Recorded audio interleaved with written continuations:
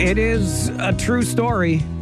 I'm a low-key fan of Peter Cetera and the band Chicago. A little on the softer side, I'll grant you.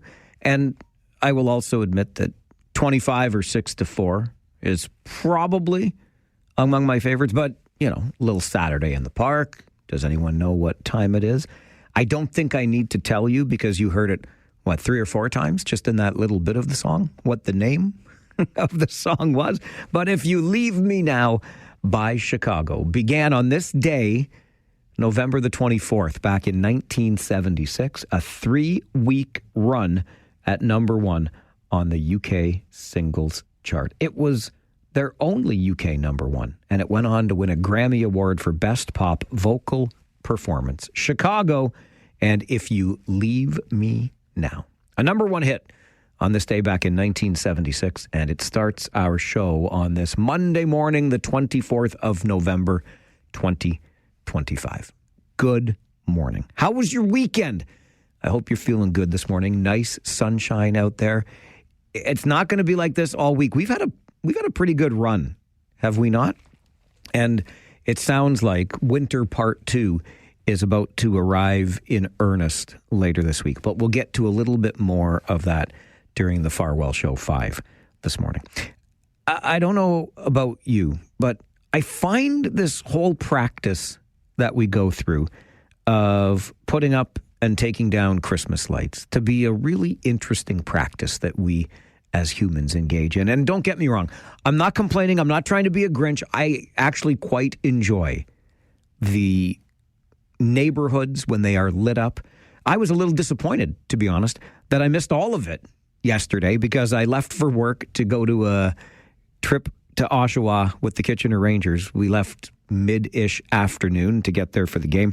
And by the time I got back home, the lights were already off, at least on my place. I'm a little bit parsimonious even at the holidays, right? So I got to make sure the timer is set just so. But I finished getting everything done this weekend, and I do enjoy doing it. I do. And I want to have the house decked appropriately for the holiday season, as it were. But I can't help but think that it's a really strange practice, isn't it? We climb up on ladders, we string lights, we do this, we do that, we run extension cords, we do this, we do that, inflatables, and you name it. And it's almost in some ways a competition. I mean, the fellow down the street from me, Mr. Bremner, he knows what he's doing. Like, he makes the place look top notch. This guy does not miss a trick. And it's almost like, how close can I get to what he is able to accomplish? But you pull out the lights and you put them up, and then sometime, I'm going to say March, because you want to wait till the weather's not too bad, right? It's been nice to put them up so far. Sometime in March, we'll get out there, we'll take them down again, and we rinse and repeat next year. I don't know. Can we start a petition to leave the lights up all year? Can we just set the timer differently so in June they'll come on at 9:30 instead of at 5:30 here in December? I don't know. Not quite December yet, but you get my meaning. I'm glad it's done. I thoroughly enjoy it. I am all set. Every time I walk into the radio station, or like we were out and about on Saturday checking out a great art show at Globe Studios in downtown Kitchener. And we went out to Huberta's house to check out their Christmas market, which was lovely. Had a bite to eat while we were there. Get in the car, or I'm walking into work here in the morning and the speakers are playing Chime 96.7, all Christmas music all the time. I totally dig it. I'm absolutely ready for it. What I was also ready for this morning is the call that has appeared on my screen here in the studio.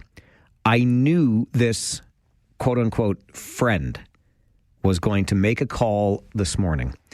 And so, you know what? I'm going to rip this Band-Aid off now and then fill you in, because I just mentioned to Christine Clark not 10 minutes ago when I joined her show to say, what's coming up on this show? I said, at the beginning of the show today, just after 9, I'm going to, not so much break, but for a day, it's going to be an exemption to a long-standing rule on this show. And I have a feeling this quote-unquote friend who's on the phone with me now is just dying to get the chance to break this rule, even though I don't think he knows what rule I'm talking about yet. But I have no idea. That was a long diatribe. I know. Well, Chefy, they give me 4 hours every day. What do you want me to fill it with? Dead air? My good friend Chef D is a friend in air quotes. Chef D is on the phone with me this morning. Hi, Chefy. Hi. I've been really busy this weekend, you know, getting ready to get open and all that. And then I just happened by chance. Yeah. To hear a certain hockey score. Oh, okay. So, first of all, getting busy to open something different? Yes, it is. Oh, I've heard about this place. Beautiful spot in the Galt area of Cambridge. Yes, 184 Main Street. 184 Main, something different. Full launch on Friday night, correct? Yes, it is. Yes, okay. It is. Okay. Full launch. It's funny you say that you were busy getting ready for the full launch of something different, 184 Main Street in Cambridge on Friday night. But you heard about a hockey score. So I was busy filling my bucket, filling my heart with Christmas cheer, Sheffy. Right. On Saturday. I heard that part. Yeah. That was really cool. And then my beloved and I, who cheer for the exact opposite hockey teams, settled in for a beautiful Saturday night with the hockey game on. Yep. And when my team fell behind 2-0, my language got very salty very quickly, and that was the end of the hockey game. We found something else to watch because my beloved is lovely and didn't make me endure the rest of that. Oh, well, that was very nice of her. Yeah, it was. It was. Yeah. So, Mike, there's not many times that I get to win, and so... I beg to differ this year, pal.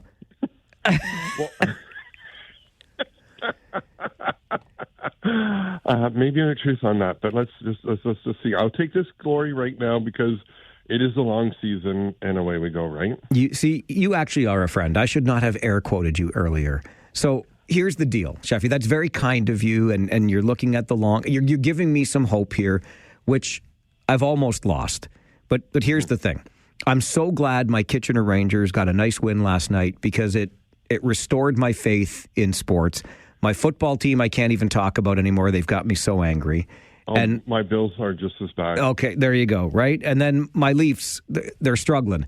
So after watching just a little bit of that whooping on Saturday night and then checking the score on Sunday morning, I made the decision. This is the rule, okay? Because on this show... There's lots of rules. Not really. Really, there's the rule that I'm a Leafs fan, and then there's a team that shall not be named. I know, right? Right. Do you know how I've been this year? Been really good at that? You have. But here's the thing, Sheffy. Yeah. For today, because I can admit when my team is down and out and getting beat up by your team, there is no rule today. You can say that team's name today for the next 24 hours. Fill your French boots. Go, Habs, go. There you go. And I won't even hang up the phone on you. Wow. How do you like that? How does it feel, Sheffy, to say that on this show? First time ever? I'm speechless. I have decided, in the interests of honesty and transparency, my team sucks right now. Your team, I won't utter its name, but I'm not gonna prevent you from saying the name today, Sheffy. Okay, well, on this note, I'm going to go Habs, go. You have a great day, Mr. Farwell, and we'll see you later this week, okay? I'm looking forward to seeing you at something different. 184 Main Street in Cambridge. Thanks, Sheffy. Thanks, brother. Have a great day. Bye. Bye-bye.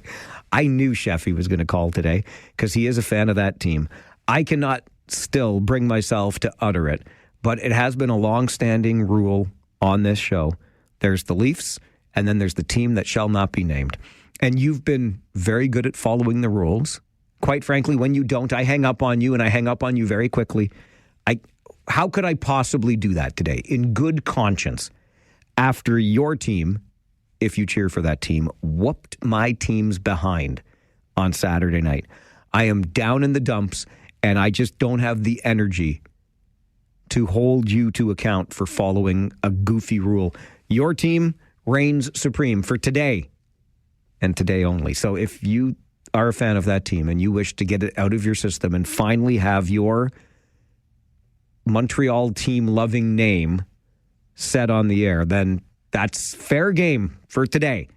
The rule, there is an exemption, a 1-day exemption on the rule of the team that shall not be named. I'll put it back in place as quick as I possibly can, which means tomorrow. But for now, on this day and this day only, there is no rule about teams that shall not be named on the show. So get it out of your system. One is the loneliest number. All right. From 1 to 5, your Farwell Show 5 for this Monday morning. Number 1, the Inter-County Baseball League is history. The league where the Kitchener Panthers play will transition today into the Canadian Baseball League and go fully professional. The league had attendance of almost 250,000 fans last year, an increase of more than 20%. Along with the name change and the professional status, the league also plans to reduce the number of playoff teams from 8 to 5, while looking at expansion into Windsor and possibly Ottawa and Montreal. Number 2, the Waterloo Wildfire Ringette.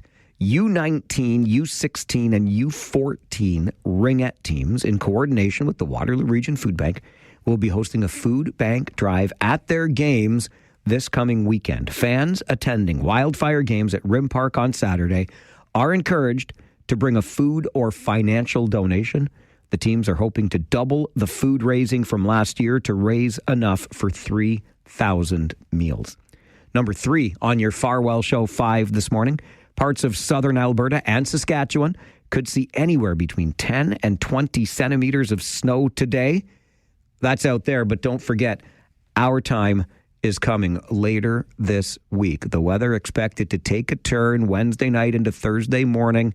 Get ready for some blowing snow. Several centimeters of accumulation. Winter Part 2 will be upon us by the end of this week. Number 4, the search continues for 2 people still missing after a deadly house fire in Brampton. Peel Regional Police said Friday they found what they believe are the remains of an adult who was found in the remnants of the home, but they say no further details about the missing people will be released until the search is complete. And number 5 on your Farwell Show 5 this morning, happy belated to Chicho, a green-cheeked conure parrot who celebrated his 17th birthday yesterday. Chicho was celebrated with a big birthday bash at the Cambridge Butterfly Conservatory. Chicho still has some good years ahead of him, too, because his breed of parrot typically lives 20 to 25 years. And that is your Farwell Show 5 for this Monday morning, the 24th of November. Playoffs? Don't talk about playoffs. You kidding me? Playoffs? On that note about the weather that is coming our way later this week, I'm going to take a bit of a risk here, a bit of a gamble, but I feel like it's a pretty sturdy limb when it comes to our All Request Friday theme for this week. Because listening to the forecast and assuming that it's correct, by the time Friday rolls around, we should be fully back into winter-like weather here in the region. So your All Request Friday theme this week, where we play a little bit of your song by request, winter. You can do with that theme whatever it is you want to do, but winter is the theme for All Request Friday this week, because by the time All Request Friday rolls around, it's going to be winter outside again, you see? So get your requests in for your winter songs. You can, again, make that feel or do with that theme whatever you want. Cold, snow, ice, winter, you name it. Winter is the theme. Send your requests via email to mike@570news.com, or when you call in to talk to us, just let the person answering the phone know what winter-related song you would like to hear for All Request Friday this week. We'll go back to the phones before our commercial timeout. Matthew is with us this morning. Good morning, Matthew. Good morning, Mike. Can I call you Matt? Yes, All right, Matt, good morning. please do. Yes, no problem. Good morning. I wanted to take this opportunity to say Montreal Canadiens. Oh, Matt, why you got to be this way? Can I say that one more time? Yes. Okay, Montreal Canadiens? Okay, can I hang up on you now? No, I got to say one more thing. Okay. Your father was my principal at St. Jerome. Shut the front door. Yes, sir. And that's why you want to treat me this way, huh? That's right. I love it, Matt. I love it. Thanks very much. Thank you. Have a great day. Guess what? My father was my principal at St. Jerome's too, so Matt and I were at St. Jerome's High School around the same time, and clearly he cheers for that team High school is, oh my goodness, that's where it really got cemented. I mean, I've been a lifelong Leafs fan, but when I got to high school, me and my buddy Brian were huge Leafs fans. We used to draw little comics, and then our friends who were not Leafs fans, there was a lot of back and forth, a lot of the trash talking, the hockey pooling, and Matt's team there was a whole heck of a lot better in the 1980s than it has been lately, but Matt's team kicked the hooey out of my team on Saturday. So the rule about a team that shall not be named is lifted for today and today only. Conservative Charlie is on the phone with us. Good morning, Charlie. Oh, good morning, Mike. Thanks for the opportunity here. One thing we should mention here that Montreal Canadiens have are a couple of guys called the Jack Eyes on that team. That was kind of fun. I did like that part because Arbor, of course, a former Kitchener Ranger and a beauty. And his little brother there that can lay a beating on somebody, too. Now, those are the type of players that the Leafs should have, but they don't have. So, Mike, I'd like to make maybe certain more change in the way you bring on the AM, blah, blah, blah. Can you do AM, the AM, on the AM, in the AM, which means Austin Matthews, the American, on the AM, and the AM. And that would be pretty accurate. And, Mike, I said this the other day. I used to be a Leaf fan. I couldn't take the punishment anymore. Like, I don't know how many times I put my hand on the burner. I got scar tissue all the time by getting burned by the Leafs. So, Mike, go Canadians, go. All right, Charlie. You never miss your opportunity, do you? And I got to say, though, I mean, if I'm being honest here, Charlie, I guess I made of better stuff than you, eh? You gave up. I'm not giving up, but I am dropping the rule for the day because I deserve it. Kick me while I'm down. It was embarrassing on Saturday, not only on the scoreboard, but Fleury and Jack-Eye threw a few good punches, knocked out whatever, Dakota Mermis, I think, of the Leafs. Doesn't even matter. My team not looking so good. They're still my team, but I cannot in good conscience prevent you from celebrating your team with its very name on the show today. The team that shall not be named can be for today only, because I'm going to take my medicine. You just wait, though. You wait till my Leafs are actually good. This is the Mike Farwell Show. 570 News Radio and Rogers TV.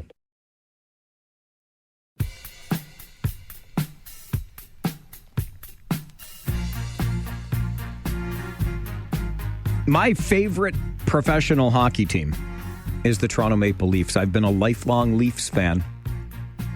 Born in 1971, I have never even seen the Leafs in a Stanley Cup final. Forget winning it. They haven't even made it to the final two teams for a chance to win it in my entire 54 plus years on this planet. But I remain faithful. I am true blue. But I'm also man enough to admit when things are bad, and things are bad. I think the loss on Saturday that the Leafs suffered at the hands of their arch rival, a team I still can't bring myself to say the name of, was the Leafs' 7th loss in 8 games, something like that. We got beat on the scoreboard. We got beat in the fights. We got beat. So I've decided that for today, a long-standing rule on this show, this has basically been a day one rule, where I say that you have to call it the team that shall not be named. If you try to utter the name of that team that shall not be named, I hang up the phone on you. But I can't do that today. I should hang up the microphone on myself, my goofy team being so goofy. George is with us on the phones. Good morning, George. Good morning, Mike. Mike, you are truly, truly a faithful guy to the core, to the end. I hope before you die, you do see one win. Just one, George. That's all I ask. But before, you know what? Let's not talk about those Montreal Canadiens. Let's talk about what the Blackhawks are doing. Did you watch the game last night against Colorado? Oh, I was working hard with my Kitchener Rangers last night, watching them win 6-2 in Oshawa. It was a great thing considering all your other sports teams. Anyway, the Blackhawks playing probably one of the best teams in the NHL. It was only a 1-0 win for Colorado. What a tight game. Mike, it could have easily gone either way. So I'm very, very happy.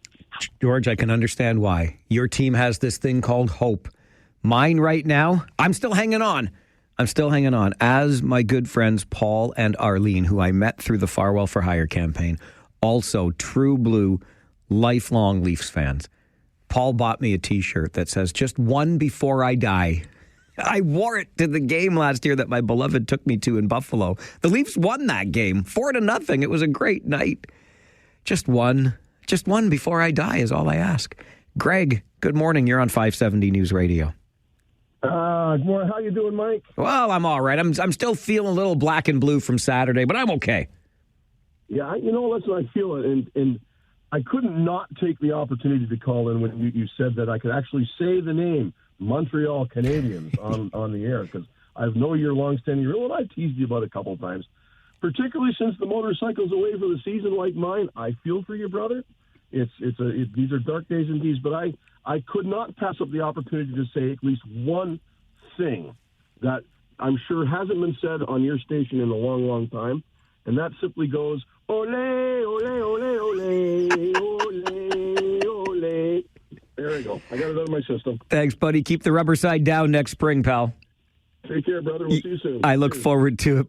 I love it. Greg is so right. Not only is it now coming into the winter season, there's your theme for All Request Friday, because it's going to be winter outside again by Friday. But the motorcycles are away. My Leafs are just dreadful. I got no hope here today. I got no hope. Dave, Farwell's Force member number 47. Good morning. Good morning, Mike. I'm here to bring some sanity to this conversation. Well, it's about time somebody did, Dave. Talk about long suffering. My favorite period of time was with Keon, Tim Horton, Kelly, Bobby Bond, all those players, and I really shed a few tears when Tim Horton went down the QEW in his souped-up sports car and passed away that night. So that brings back memories. But if I have still the faith, and I look forward to your AM on the AM, even though he's an American, I'll tell you, they need to bring back a player like Tim Horton and a player like Eddie Shack. That's who the Leafs really need. But anyways, I want to ask you a question. Your plank to the Oshawa game, and your partner talked about it too on the TV broadcast.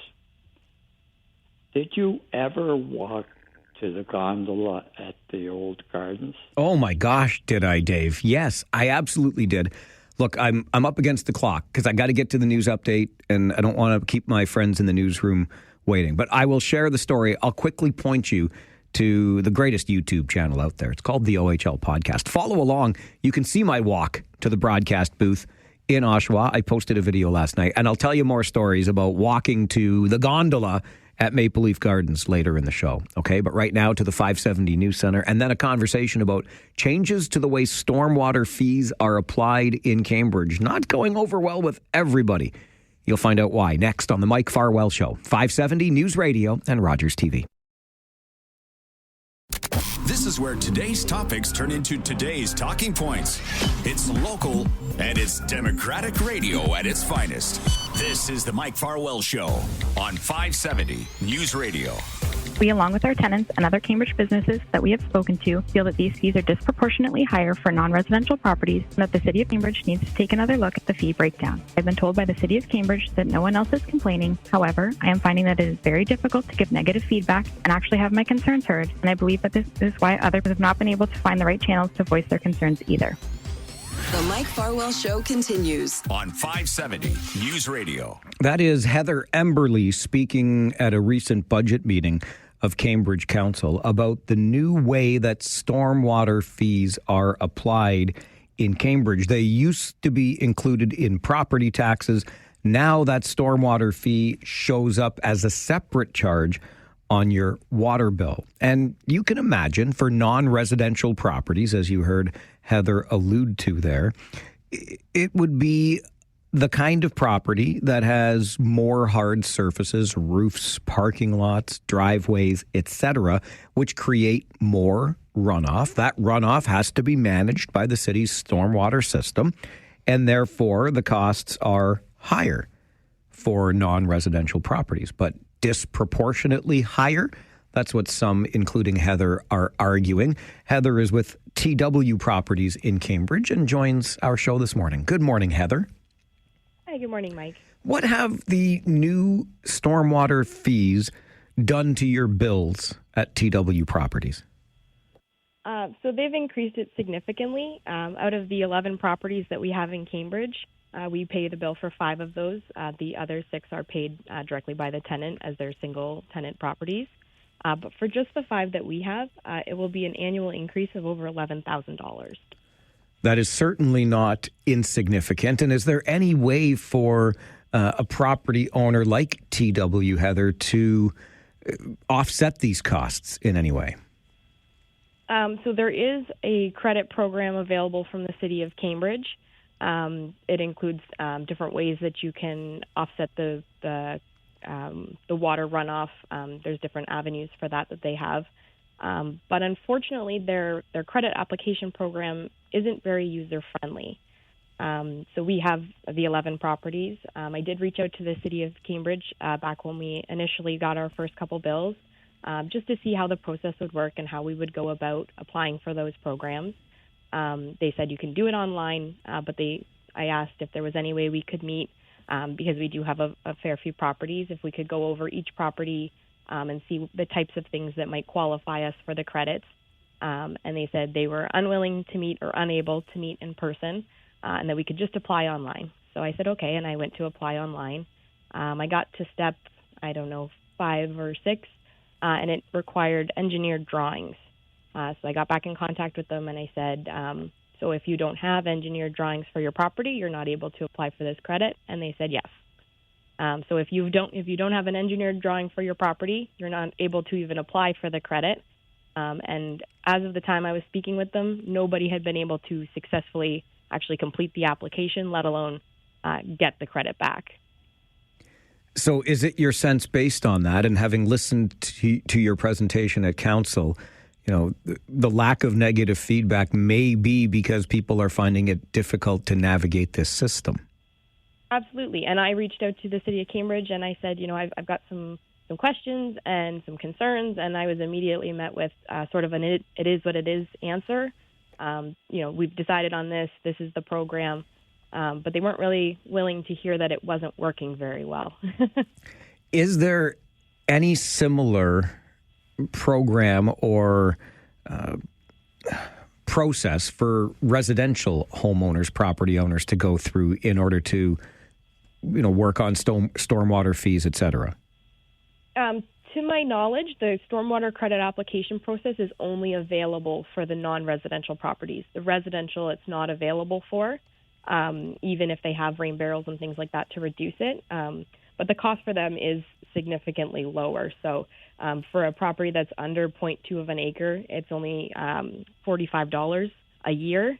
And if they're between 0.2 of an acre and a single acre, it's only $135 a year. So most of them, it wouldn't be worth their time to go through a credit application process for those lesser fees. So you're looking, as you said, Heather, at a combined increase for these properties of about $11,000 year over year. You'll have to recover those costs presumably somewhere. Do they get passed on to people living in buildings, paying rent, leasing, whatever the case may be, or what other recourse do you have? Right. So most of our buildings are commercial or industrial, and the tenants pay for the water portion of it. So those fees that are incurred are being charged directly to the tenants. So this isn't my fight. It's not a bill we're paying, but we're hearing it back from them. And instead of telling each one of them they can go complain to the city of Cambridge by themselves, I decided to be a bit of a voice for them. What has this process been like for you, becoming that voice, learning your way through this process? It's definitely been a very frustrating process trying to talk to the city of Cambridge. It's definitely not being well received. Anytime I try and tell them I'm having an issue, they say, we're not hearing it from anyone else. But I talked to the Chamber of Commerce. I've talked to our tenants. There's definitely other people out there that are having issues with it. I did read somewhere that the Cambridge Mall is 38.8 acres. And I think that works out to be like $26,000 in stormwater fees alone.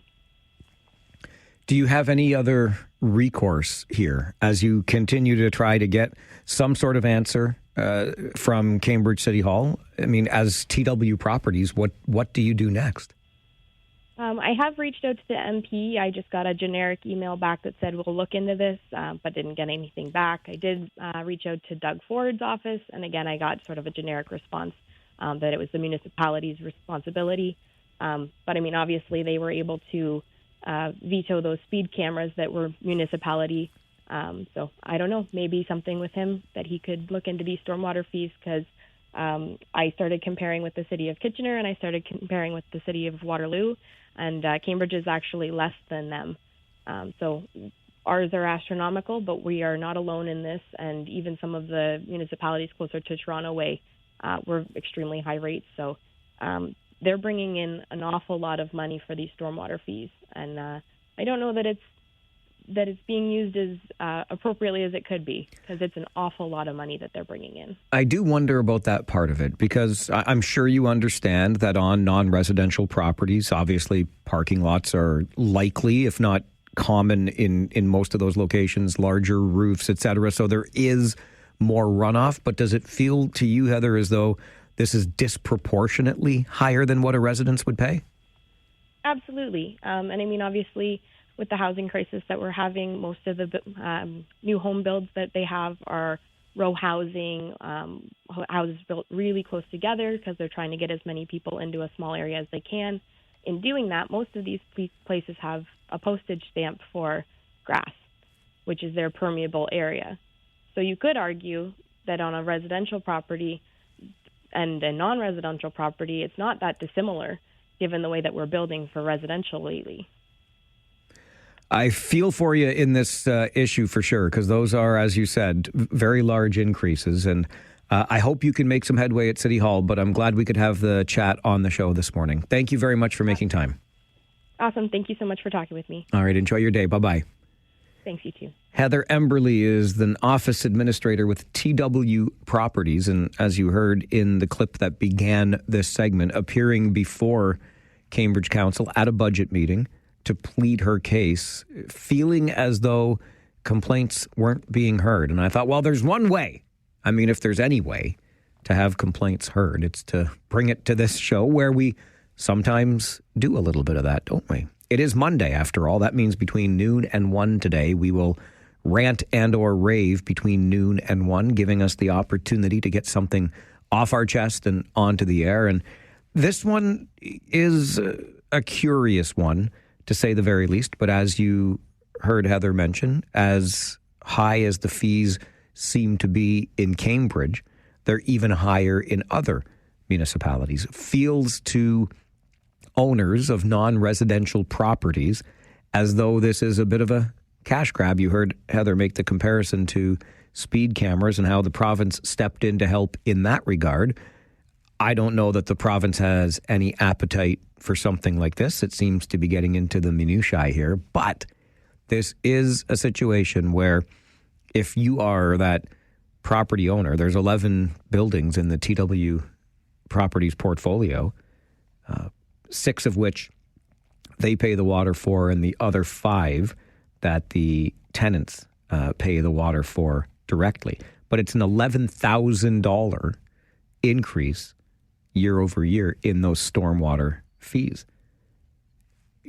You heard Heather mention the Cambridge Chamber of Commerce as well, which is also lobbying in support of a car wash on Eagle Street in Cambridge. And it's got a tank on the property that collects 100% of the stormwater and has a private company remove it. And even though it does that, they're still being charged this new stormwater fee. Obviously, there is a reason for non-residential properties to pay more because of those larger roofs, those parking lots, etc., a lot more non-permeable ground. But this much more, businesses are starting to push back, but they're finding the system rather cumbersome. And if you need some engineered drawings, are you now in a situation where you're going to pay thousands of dollars to get the drawings to maybe, if you are successful in this application, save a few hundred on those stormwater fees. Interesting times, and I'm glad we could bring the issue to the show. These are the challenges we're facing, absolutely, in our communities today. Let's get to the phones before our first break. Jim is with us. Good morning, Jim. Good morning, Mike. Brings together two of my favorite topics, water and salt, believe it or not. But I would like to see the region give a grant to people that would build a home and put in what us old guys call a cistern. With today's technology of filtration, etc., they could save the use of potable water for the secondary flushing of toilets, washing of clothes, etc. And even with malls, if they would put in a huge cistern to draw the water off their roofs to supply the non-drinkable uses within the mall, the region would avoid the use of all the water softener salt, which probably makes the road salt look like a tiny bit, and they could give them a grant towards that reduction and also reduction of having to handle their stormwater systems the way they do now if they would put it into a large cistern with the water off the roofs and off their parking lots. Thanks, Mike. Thanks, Jim. Good to hear from you this morning. That sounds very similar to what the car wash is doing, but paying a company to have it taken away as opposed to reusing whatever non-potable water it can use on site. But I think Jim is getting somewhere with options here. The challenge that I would see in that is it becomes complicated, right? So this way of doing things is less complicated. Attempts to have a one-size-fits-all, or at least one-size-fits-most sort of solution here, and we move on. And isn't that kind of the way things go, right? Where you get a solution from a government at any level to suit, hopefully, most people when you're trying to solve any given problem. But when Heather Emberley of TW Properties broke down the numbers, two properties of the same size, say they're 3 acres each, the residential property would pay just over $450 per year with the new stormwater fees, and the non-residential property would pay more than $2,000 per year with the new stormwater fee. So about 5 times the amount going to non-residential property owners. And you can understand how those non-residential property owners feel as though the costs being attributed to them are helping to offset the costs for residential properties. And if you want to go bigger picture than that, it makes it a more difficult place to do business, doesn't it? This is the Mike Farwell Show on 570 News Radio and Rogers TV. I started comparing with the city of Kitchener, and I started comparing with the city of Waterloo, and Cambridge is actually less than them. So ours are astronomical, but we are not alone in this, and even some of the municipalities closer to Toronto Way were extremely high rates. So they're bringing in an awful lot of money for these stormwater fees, and I don't know that it's being used as appropriately as it could be, because it's an awful lot of money that they're bringing in. That is Heather Emberley, office administrator with TW Properties in Cambridge. They manage a portfolio of 11 properties and have had stormwater fees increase by $11,000 year over year, thanks to changes made by the city of Cambridge to the way those fees are collected. And I shared with you some math that Heather had worked out just before the break, where it turns out a property of the same size, residential versus non-residential, that non-residential property is paying about 5 times more for the identical sized property. I don't think anybody on the non-residential side is arguing that they should pay more. It's just 5 times more seems to be on the exorbitant side. And the real challenge that Heather, and I would suspect others in the city are having, is navigating through the labyrinth that is the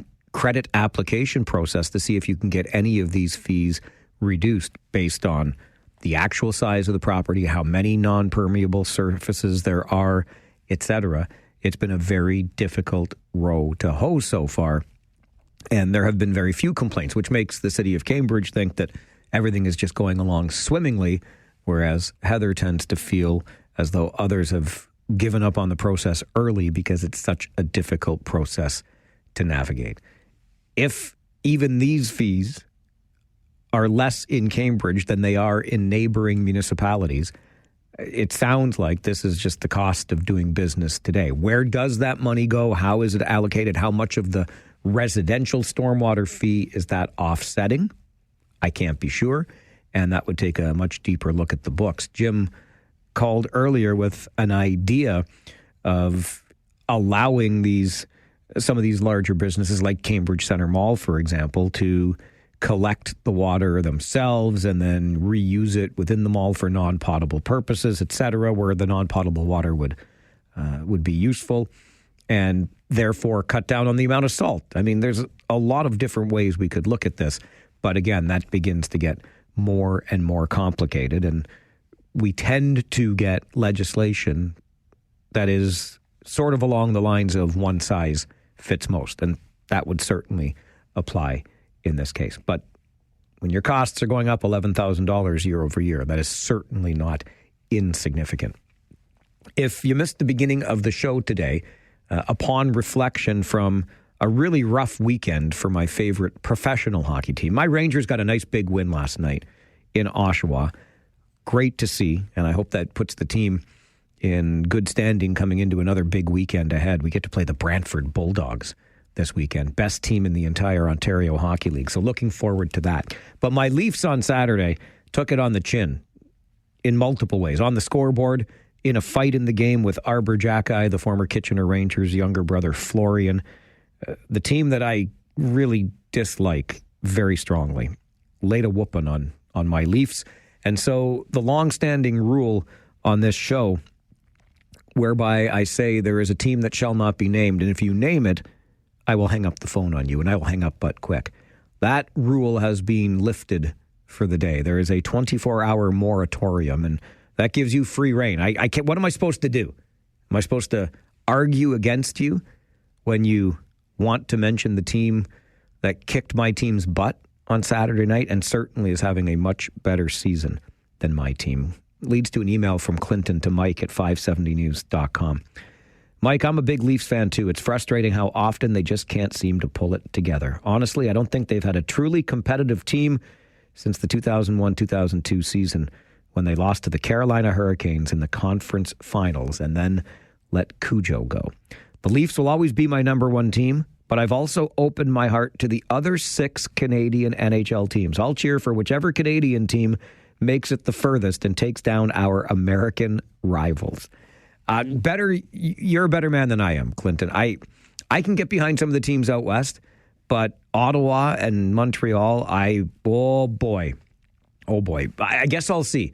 If it comes down to that next spring into April and into May, and even one of those nearby Canadian teams are doing well, we'll see how I feel. But that's going to be a tough one for me. Winnipeg, sure. Calgary, Edmonton, absolutely. Maybe Vancouver. But those other 2 nearby, I don't know if that I can do that. But for today and today only, the team that shall not be named can be named on the show without you being hung up on quickly. It's the best response I can come up with after that embarrassment by my Leafs on Saturday night. An update is on the way from the 570 News Center. And then let's talk about drunk driving, and specifically proposed new legislation here in Ontario that would make drunk drivers who kill a parent responsible for paying child support. Could we make this work in Ontario? We'll talk about it next on the Mike Farwell Show, 570 News Radio and Rogers TV.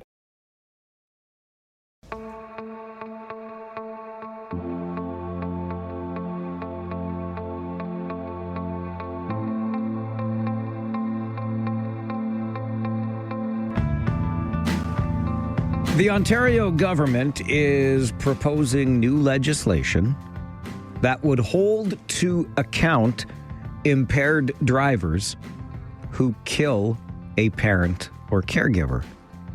By holding to account, what I mean is that those impaired drivers who kill a parent or caregiver would become responsible for paying child support to the now parentless child left behind by the actions of the impaired driver. I think we can all feel the emotional appeal of a proposed legislative change like that? Let's make those impaired drivers pay and pay dearly for their crimes. But can we actually make something like this work in Ontario? To help us determine that, we're joined by Nick de Koning, partner with Deutschman de Koning Law. Nick, good morning. Hi, good morning. Thanks for having me. Oh, thanks very much for making the time. I know that in the U.S., Texas has something called Bentley's Law, which seems similar to me. Does that mean we can kind of just take what they're doing in Texas and apply it here in Ontario? Well, it's a good question. As far as what's happening in Ontario, thus far, it's simply a talking point or discussion point. When laws are passed in Ontario, they typically take the form of a bill that goes to what's called first reading and some debate in the provincial legislature. And this hasn't got to that point. So, we don't really have something very concrete to look at. But certainly the inspiration seems to be from that statute in Texas.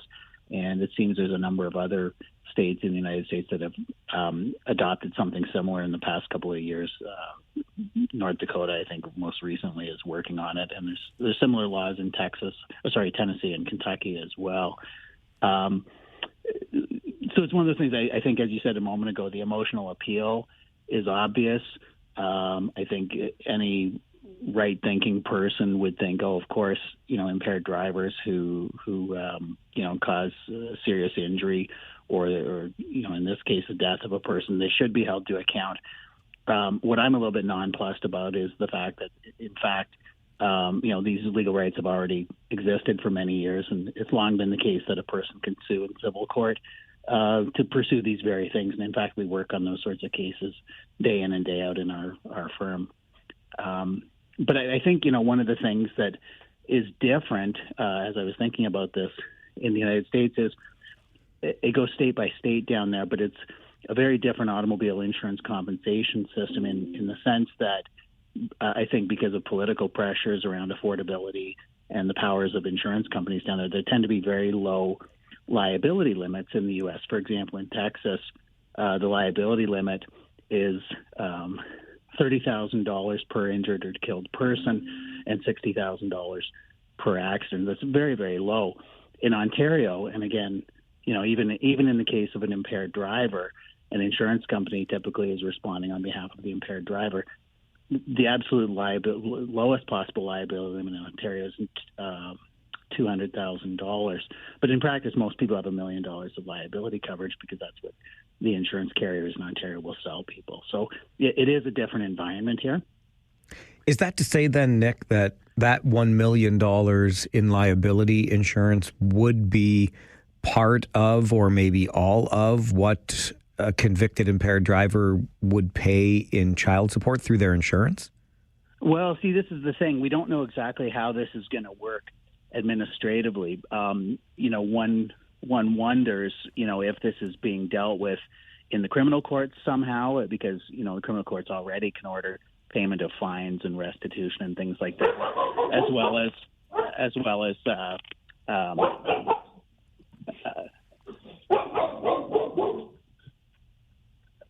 I'm sorry, I just lost you there for a second. The criminal courts can order restitution and fines already, but the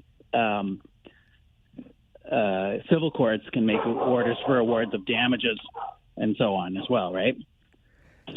So you mentioned, Nick, that these civil proceedings already exist. If we were, and understanding your point that we're very much in the infancy of this, it's really just a talking point right now, but would this be blurring lines between what's happening in a civil court versus what's happening in a criminal court? I think so. It's unclear in the Ontario system how this is going to work, whether this will be pursued through the civil courts or through the criminal courts. And if it's being pursued through the civil courts, it's already overlapping to a large extent with what's going on already. Now, I should hasten to add that typically most people have $1 million in liability coverage in Ontario. There are certain circumstances, and I don't want to get into the weeds too much on this, where an insurance company may be able to, if the defendant driver is in breach of some of the conditions around their insurance coverage, they can drop down the liability limit to $200,000. That is the absolute absolute minimum limit in Ontario, even with a convicted impaired driver, the insurance company is still responsible to pay a minimum of $200,000 in damages. But, it all depends on the particular circumstances. And typically the owner of the vehicle may still get the benefit of $1 million coverage or $2 million coverage, even if the driver has the $200,000 limit. So for all intents and purposes, in many cases, the $1 million or $2 million limit is available in any event. One of the big challenges I can see in this, even if it were to move forward, would come down to the actual collection or payment, if you will, of those child support funds, because it's possible that the person convicted does some jail time. What's their earning power when they come out? A whole bunch of things would come into play here. Maybe it becomes useful as a deterrent, but I'm not sure when it comes to actually collecting on something like this. Yeah, no, I agree with that, because you got to think about that. For the typical person who's convicted of an offense like this, now one thing I would say in Texas is they probably have longer jail sentences down there, I suppose. Even in Ontario, for conviction for impaired driving and driving-related offenses where a person is killed, I'm not a criminal lawyer, but to my understanding, a typical range of sentences is sort of around 3 to 6 years in penitentiary. There's that infamous case in Vaughan, of course, from about 10 years ago involving defendant Marco Muzo. It was in the news a lot, and tragically, there were 3 young children and another family member that were killed in that accident. So he was sentenced to 10 years, and he was out in about 6, I think, on parole. So then you think, okay, well, with this Texas statute and the comparable laws that have been passed in the U.S., typically the law is worded such that the offender doesn't even start paying until a year after they're out of jail. So administratively, I can see all kinds of issues around how you actually administer this or enforce this in practice, and who's responsible for actually collecting on this money for the benefit of the children. Again, it comes back to the fact that we're a little bit reinventing the wheel in the sense that we already have a well-established insurance industry and insurance, way of doing business that responds to these kinds of claims. And it's just a question of how you implement this. One thing I wonder about is, if the insurance company is settling the claim with the family of the victim, does the insurance company get to simply deduct any anticipated payments that the defendant is supposed to be making from any award or settlement they might make to the family? And in fact, then that has the unintended consequences that it actually makes life more difficult for the victims rather than easier. You see what I'm saying? You don't want the insurance industry to be the ultimate beneficiary of this, I think, well-intentioned, proposal that is meant to benefit victims of these kinds of terrible situations. As always, the devil is in the details. Nick, I appreciate you making time for the show today to help us work through this. Thanks very much for the time. Yeah, my pleasure. Thanks for having me. All right, enjoy your day. Bye-bye. You too. Thank you. Nick DeKoning is a partner with Deutschman DeKoning Law, joins us to talk about the proposal, and that is all it is right now at the very beginning stages, but proposed legislation here in Ontario that would require a person who takes the life of a parent while driving impaired to make child support payments to the children left behind. As I said at the outset, I think we can all get behind the emotional appeal of a sentence and or punishment like this. You take the life of the parent, absolutely. You, the convicted impaired driver, are on the hook for paying child support to ensure that person is not left financially vulnerable until the time they turn 18. It makes sense on the surface. Obviously, there's a lot of detail to unpack in all of this, how it stands up, what challenges exist to it. But we could, I think, make the case that this becomes an effective deterrent, a somewhat effective deterrent. I don't know, but I've always been interested in what you think about these things. Yes, we're at the beginning stages of this. It's merely a talking point right now. That's why we have shows like this to talk about it. I'm on record. I think you know pretty clearly how I feel about impaired driving. It absolutely drives me up the wall. There is zero zero excuse for it. I have argued countless times for stiffer sentencing for impaired drivers, whether they cause death or not. It is a conscious choice that you make, period. I don't care what state you're in when you get to your vehicle. If you're going somewhere and you intend on drinking, or you start drinking, even if you didn't intend on it when you left the house, you drove somewhere, then you start drinking, that's when you make your decision to not get back behind the wheel of that car. And failing to make the decision to not get back behind the wheel of the car leaves you entirely liable, in my opinion. What do you think of the proposal here in Ontario to mirror what's going on in several U.S. states, where an impaired driver who takes the life of a parent pays child support to that family? 519-570-2545, star 570, and 1-800-570-5715. Is this a law you could get behind here in Ontario? Let me know your thoughts on the Mike Farwell Show. 570 News Radio and Rogers TV. If the insurance company is settling the claim with the family of the victim, does the insurance company get to simply deduct any anticipated payment that the defendant is supposed to be making from any award or settlement they might make to the family? And in fact, then that has the unintended consequences that it actually makes life more difficult for the victims rather than easier. I don't want the insurance industry to be the ultimate beneficiary of this, I think, well-intentioned proposal. I was very curious about how the insurance industry would factor into this proposal. And again, it's just that from Ontario's Attorney General right now. But the talking point, or the starting point, is a proposal to create a law here in Ontario that's similar to one in Texas known as Bentley's Law, which basically holds to account impaired drivers who kill a parent or caregiver. That impaired driver, upon conviction, would be responsible for child support payments as well. On the surface, I can very much get behind this, quite frankly. I mean, you do something as dumb as driving while under the influence of alcohol or drugs, you deserve to be punished to the full extent of the law. I don't think our laws currently, or our sentencing currently, is nearly severe enough for this crime. And I would have no problem adding to the severity of the sentence the requirement that the convicted impaired driver pay child support to any children left behind in all of this, because it certainly shouldn't be the child's fault that somebody through their own negligence took a parent or caregiver away.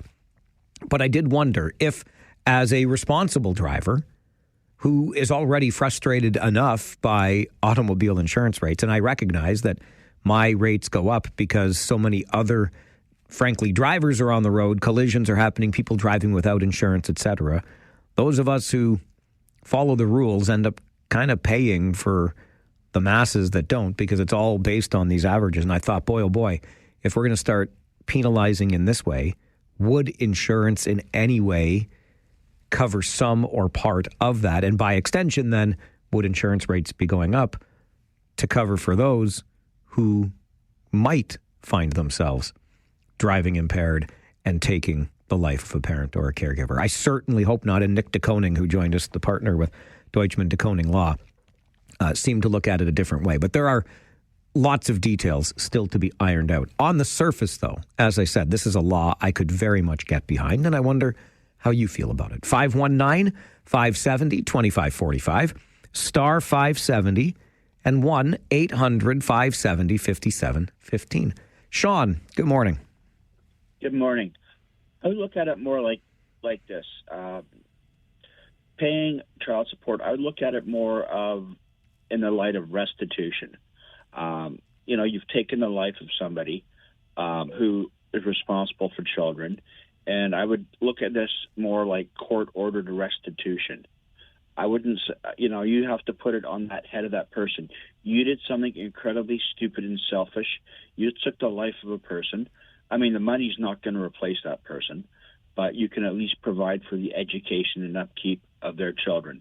It's the very least you can do, considering the absolute selfish and asinine thing that you've just done. Yeah, I think, Sean, you're right with that. And again, to go back to one of the things that Nick DeKoning reminded us, these sorts of cases are playing out in civil court as it is. So what we have here is maybe a blurring of the lines or a shifting of the responsibility out of a civil court into a criminal court. But really, because these sorts of cases are playing out as it is in civil court, I can't help but wonder if this proposed law is simply another clever, frankly, opportunity for the Ontario government to appear as though it's doing something that will be very appealing, sound very appealing to a whole heck of a lot of Ontarians. Because as I said, on the surface, when I heard about this, I thought, of course they should. This absolutely should be the case. Well, it's probably already happening in a civil court, but we're going to enshrine it into criminal legislation. And all of a sudden, Doug Ford's going to become the premier that finally got tough on drunk drivers or whatever the case may be. And will want us to remember that when the next election rolls around. We are at the early stages of this. I'll just remind you of that. And another thing to consider in all of this is how one goes about ensuring those payments are actually made. The collection part of this will be a key part in all of it. I'm old enough to remember when we had a website dedicated to deadbeat dads. Do you remember that? The fathers who were supposed to be paying child support and hadn't paid child support, and in efforts to, quite frankly, shame them into paying, a website was started so that you could see their names and faces and how much they owed in child support, arrears, etc. If we couldn't get actual parents to pay child support and collect on that front, could we reasonably expect to collect from criminals? And that's what you are once convicted of impaired driving, especially impaired driving causing death. I think the collection piece will be an incredibly difficult aspect of this proposed legislation. Rick is with us on the phone. Good morning, Rick. Hi, good morning. How are you? Good, thank you. How are you? Good, thank you. Good. It's an interesting topic because if it goes through, do they consider somebody impaired at the levels that they are right now? Is it 0.05 and over is considered impaired? Good question. Because yes, 0.05 is the starting point, and there's I forget the difference in language between 0.05 and 0.08. But yes, your point is well taken. Okay, because I know a lot of guys that can have one beer and seem tipsy, and guys that can have 6 beer, and you can't tell. They can do their job, they can do whatever perfectly fine. So I think the province already has it wrong with just a flat number for anybody to be considered that. I mean, you can't go out for dinner and have 2 drinks with your dinner anymore because you're going to be over that limit. And while eating and drinking, the alcohol is consumed. I know for a fact that when I used to drink 2-3 drinks or whatever like that, it doesn't touch you. So we got to get the drinking and driving off the roads. Absolutely, if you kill a person, absolutely you should be responsible in some way. But as soon as we hand it to the government, it's fumbled. Well, it's a good conversation and it's a good start. But I definitely think there would need to be tweaks in it before.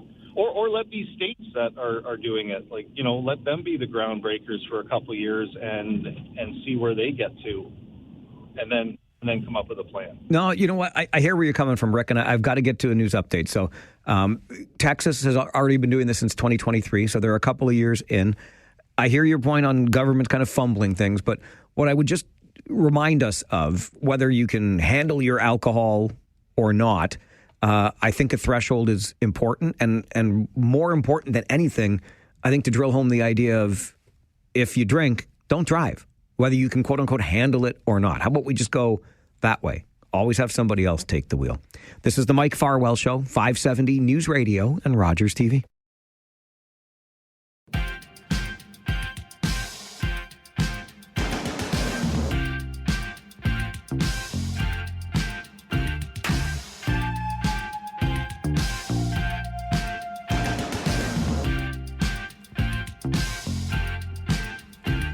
It is a tradition now entering its 34th year. Christmas Dreams, an annual fundraising raffle put on by our friends at the May Court Club of Kitchener-Waterloo. We are entering that season, and I want to share more about Christmas Dreams with you this morning. To help us do that, I'm joined by Sharon Wagner, who's the president of the May Court Club of KW. Sharon, good morning. Good morning, Mike. And along with Sharon, we've got Pat Yonke here as well. Pat is the past president of the May Court Club of KW. Pat, good morning to you. Good morning, Mike. Thanks for having us. It's an absolute pleasure. I love talking about this. I can't believe 34 years strong now. Sharon, if you could start us off, a little background maybe about the May Court Club of Kitchener-Waterloo. How did this all get started and what's it about? Oh, thanks for asking. In 1898, in our wonderful city of Ottawa, Canada, the Governor General's wife, Lady Aberdeen, held a garden party for all the debutantes' daughters and commissioned them to begin to raise money for the needy, the poor in Ottawa. And that's how the May Court Club of Canada started. And in 1968, in Kitchener-Waterloo, we got on board as the May Court Club of Kitchener-Waterloo. And still going strong all these years later, almost 60 years now. Yes, and we've raised over and donated over $2,500 in Waterloo region in that time. $2,500,000, Sharon. I'm sorry, $2,500,000. I knew what you meant, Sharon, but see, this is when the numbers get that big, like that's incredible. $2.5 million.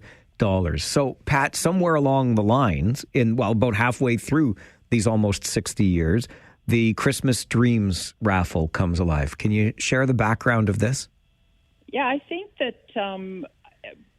34 years ago, actually, it's a little, it's more, this is our 34th annual one, but we did two different ones during COVID, so it's been about 36 or 37 years that they actually started it. But it was an interesting idea of a fundraiser for us. We are, as you know, we are a service club. We are the oldest service club in Canada.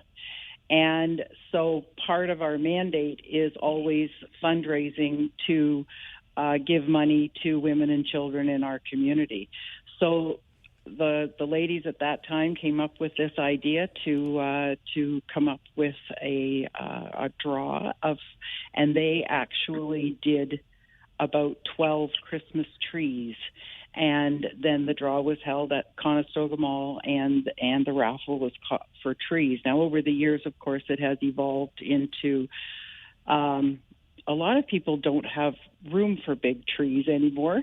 So we've changed it to experiences and cash prizes and things that will tickle the fancy of the people that come to the mall to buy our tickets. Well, and you mentioned the mall. So you are on site outside Winners at Conestoga Mall beginning this Wednesday? Yes. So exciting. 8:30 in the morning is our opening ceremony. Sharon will kick us off, and Sharon, you probably know who's coming to help us kick off the event. Yeah. Mm-hmm. Liz, volunteer with May Quarter. She's going to be there as the MC, and I'm going to talk a little bit about the club. And then we'll be able to see, will all the prizes be on display throughout until December the 6th, about a week and a half there outside Winners? Yep. All kinds of prizes from tech to toys, 21 in total. And Over it's pretty exciting. $21,000 worth of prizes this year.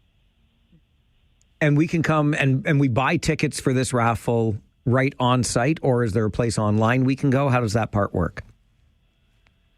Yep, you It's all meander on-site. through the mall and look for Christmas gifts and enjoy yourself, and then you come upon the court near Winners, and you come to you look at all the prizes, and then you get very, very excited, and you walk up to a table, and there's a few May Court volunteers there to help you use your Visa, your debit, or your cash, and buy tickets. You can buy 5 tickets for $20, 10 tickets for $30, 25 tickets for $50, 40 tickets for $75. And you're donating your time and your interests to the club and supporting our raffle and supporting the community at the same time. So we're buying these tickets, as you said, Sharon, 5 for $20, 10 for $30, 25 tickets for $50, and 40 tickets for $75. And then we would just put those tickets in whatever prize we would like to win. That's right. So we could put all 40 in one prize if that's the prize we really, really want, or we could spread it out across the prizes that are on display. That's right. If you want the 4 gold Leaf tickets, they need to start playing better. Well, Pat, listen, I'll take them anyway. Maybe this is my year, Pat, finally. Nobody else will want them. I'll be the only sucker. Okay, so you mentioned Leafs tickets. What else might we find on display this year? Well, there are 4 cash prizes, the top one being $2,500, and then some $1,000 prizes. There's a $2,000 gift certificate to purchase a membership at Gulf North, dinner for 8 at Soleil, dinner and hotel stay in Niagara-on-the-Lake, dinner and Drayton tickets. There's a barbecue, and there's a restaurant indulgent package, so you wouldn't have to cook for about 10 times or so. and there's a children's package and Nintendo Switch and things like that. So it's varied. We've learned over the years that we need to sort of tap all segments of our society as to where their interests are, and oftentimes the cash prizes are the big interest, especially in our time. Where everybody can use a little helping hand. So there's that little dream of winning. So you mentioned $2.5 million raised dating back to 1968. Where does the money from this year's raffle go? To which charities will it be directed? Sharon, you got that one? Sure. My pleasure. Yeah, we're very excited. Once again, we're donating large amount of the money to Kids Ability Center for Child Development, Make-A-Wish Canada, Waterloo Region Health Network, Neonatal Intensive Care Program, and the Make Court Club of Kitchener-Waterloo projects. That's where all the money is going. That's beautiful. And Pat, you had said bright and early Wednesday morning at 8:30, things will kick off. And it's not as though, the three of us are talking this morning and you're just going to whip this all together in the next 36 hours or so. What goes into preparing this on an annual basis? Well, there is a team that basically started in February, and they went and sent out letters and asked for our sponsors to sponsor the event, which is the beauty of the whole thing, is that we have wonderful sponsors who have either donated product or have donated money so that the products can be purchased. So every item that is up for winning is completely paid for by these sponsors. So every penny then that we earn through the raffle will go out into the community. So once the sponsors say yes, and we have sponsors that have sponsored for all 34 years of Christmas Dreams, which is just marvelous. Once that is all done, of course, then they go shopping and they work out. And this year there's 2 trees, and so come Tuesday, the girls will show up bright and early at Conestoga Mall, and they will start setting up. And you have to sort of drag them out of the mall at 9:30 Tuesday night to say, it's good, it looks great, let's go. and then we're up and running Wednesday morning, and it's just it's so wonderful how our members stand behind this project, because it is really our, other than our Maycourt consignment store, which is our face in town, this is a big way of us saying, here we are, this is Maycourt, and this is what we want to do for you. Absolutely. So there's a little bit of awareness raising for the Maycourt Club of KW, which is terrific. And of course, most importantly, all of those funds raised for those important organizations in our community: Kids Ability, Make-A-Wish, Maycourt Club Projects, and the Waterloo Regional Health Network's Neonatal Intensive Care Unit. Now, Sharon, I double-checked here while we were chatting to ensure, and I do have the note in my calendar for Saturday, December the 6th, to be there for your draw. So is that the day where all of the winning raffle numbers will be drawn? Yes, and a lot of people that have entered into the draws come for all the fanfare that we provide for the draw, and you don't have to show up. We will get the prizes to you if you're not able to, because we can arrange for you to pick up the prizes at a later time. You are a well-oiled machine, and you and your fellow volunteers from the Maycourt Club of KW will be on site starting Wednesday. As long as the mall is open, somebody's going to be there. That's right. It's terrific. I'm looking forward to seeing you all on December the 6th for the big draw, and I hope you have just a terrific run at Conestoga Mall for the 34th Christmas Dreams raffle. Thank you both for everything you do and for joining the show this morning. Thank you, Mike, for having us. Thanks, Mike. Enjoy your day. You as well. Bye-bye. Take care. Bye-bye. Pat Yonke and Sharon Wagner joining us on the show this morning. Pat is the past president of the Maycourt Club of KW. Sharon is its current president. The 34th annual Christmas Dreams fundraising, raffle is underway. When you go to Conestoga Mall, which a lot of us are going to be doing over the next little bit because 'tis the season and all that, you will see these lovely ladies and some men who are volunteering with the Maycourt Club of KW. Outside winners, the beautiful trees decorated, and all of these prizes for you to look at, get excited about, and then buy tickets for in the raffle. You get 5 tickets for $20, 10 tickets for $30, 25 tickets for $50, and 40 tickets for $75. And you know how these raffles work, right? You buy your tickets, you put them in the bag or the box that is of the prize that you're most interested in. You can put them all in one box, or you can spread it around, however it goes. And then on Saturday, December the 6th, which I hate to be the bearer of bad news, but that's a whole heck of a lot closer than you think.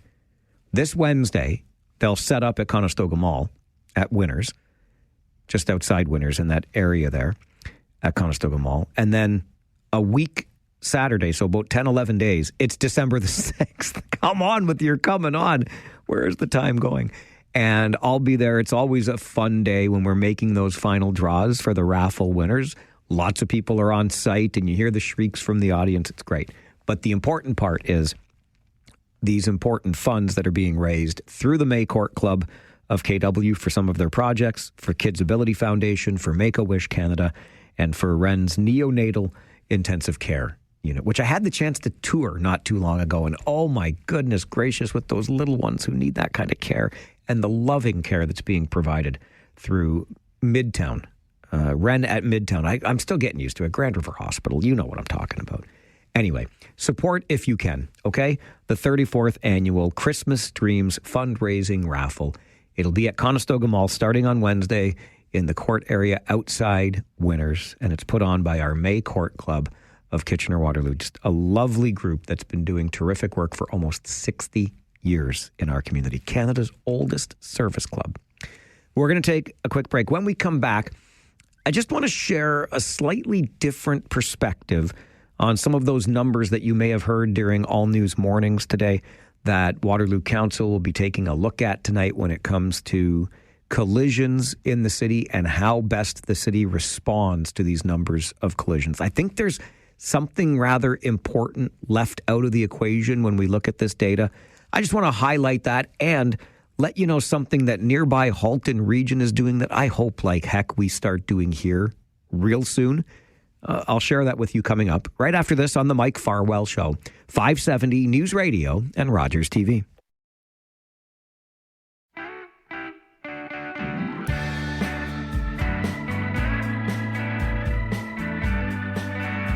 I hope you heard earlier this morning during All News Mornings with Christine Clark and Mark Douglas, our reporter Josh Gorey sharing with you, a report that is coming to Waterloo Council later today, looking at road safety countermeasures and traffic calming and an implementation plan for those road safety countermeasures. This is in response to a report that shows over a 5-year period, there have been 2,800 collisions in the city of Waterloo. That's a whole heck of a lot. We're talking more than one every day, but 1.5 per day on average over the past 5 years. 2,800 collisions over that time. And of course, they will drill down a little bit further into the data to see which collisions involved people walking, which collisions involved people riding bicycles, scooters, etc. Important data for sure, and I love data-driven decisions. What I hope, though, we do when we dive into this data is get as granular as we can when it comes to the ultimate decisions that get made. And by that, I mean it's rather awful when somebody who is walking is struck by a person driving a vehicle, because obviously the injuries, same thing with a person on a bicycle or on a scooter, the injuries can be severe because the person driving the vehicle is protected by that big heavy steel cage and about 2,000 pounds or more of plastic and steel, etc. I get it. And it's been talked about a lot that the person driving the vehicle bears more responsibility. I've always pushed back on that. Yes, they're not at risk for as severe an injury, but more responsibility. I think we can all be 100% responsible when we're using the road or the sidewalk or the trail, right? We are 100% responsible for our own actions and behaviors while we're out and about in our community. So when you get granular into this data, I hope we're looking at who was at fault in a particular collision. And if it was just somebody who was walking and didn't cross at a safe place, or somebody who was riding a bicycle or a scooter who did something completely unpredictable or quite frankly dumb, and I'm not trying to blame them. I don't want anybody to be hurt, but I also don't want us to rush to something and say, well, there have been X number of collisions involving people on bicycles here. We need protected cycling infrastructure, because no matter how much protected cycling infrastructure you build in a city, which doesn't come cheap, by the way, you can't fix stupid. And if people are going to keep doing dumb things that get themselves hurt, and I know that sounds a little bit cold and callous, but we got to be honest about these things. If we're going to use data to make decisions, let's get into the data to determine what is the actual cause of this unfortunate interaction or injury, minor or severe. What caused it? And then can we honestly fix what caused it by building a bike lane? I hope we ask that honest question as we go through this. And maybe we can even talk about what they're doing in Halton Hills, because I learned over the weekend after a resident in that area, so we're looking Milton Way, was carrying her groceries to her car when she was knocked right down onto the ground by somebody recklessly riding one of those e-scooters that can travel upwards of 30 or more kilometers per hour. And Halton Hills has said, enough is enough. We are going to investigate ways to manage these e-scooters, e-bikes, e-skateboards, and anything else e-powered on the streets of the Halton Hills community. I hope that we are watching what's going on there and consider something similar here, because they've been described, these devices, as a, quote, bit of a menace in Halton Hills. You know where else they're a bit of a menace? right here in the region of Waterloo. So let's pay attention. Maybe we can learn something from our neighbors to the east. This is the Mike Farwell Show on 570 News Radio and Rogers TV. If you were a woman and I was a man, would it be so hard to understand? And a heart so hard, and we do what we can. If you were a woman and I was a man.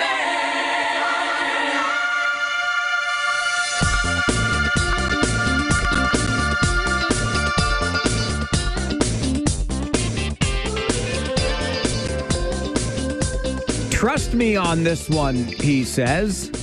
Trust me. Okay, I'll trust you, musicologist Brian Allison, and I will play Bonnie Tyler's If You Were a Woman and I Was a Man to start this week in music history this week because you said to trust you. And I've learned over our time together on this segment to do that very thing, trust you. But Brian Allison, musicologist, that is not the Bonnie Tyler most of us are accustomed to. No, you were maybe expecting closer or Total Eclipse of the Heart. Something like that, yes. Yeah, no, this one came in a little bit under that radar. Okay, but there is a familiarity to it, perhaps, and we will get to that this week in music history. We do it every Monday morning at this time with musicologist Brian Allison. Facebook page he's got of the same name, by the way.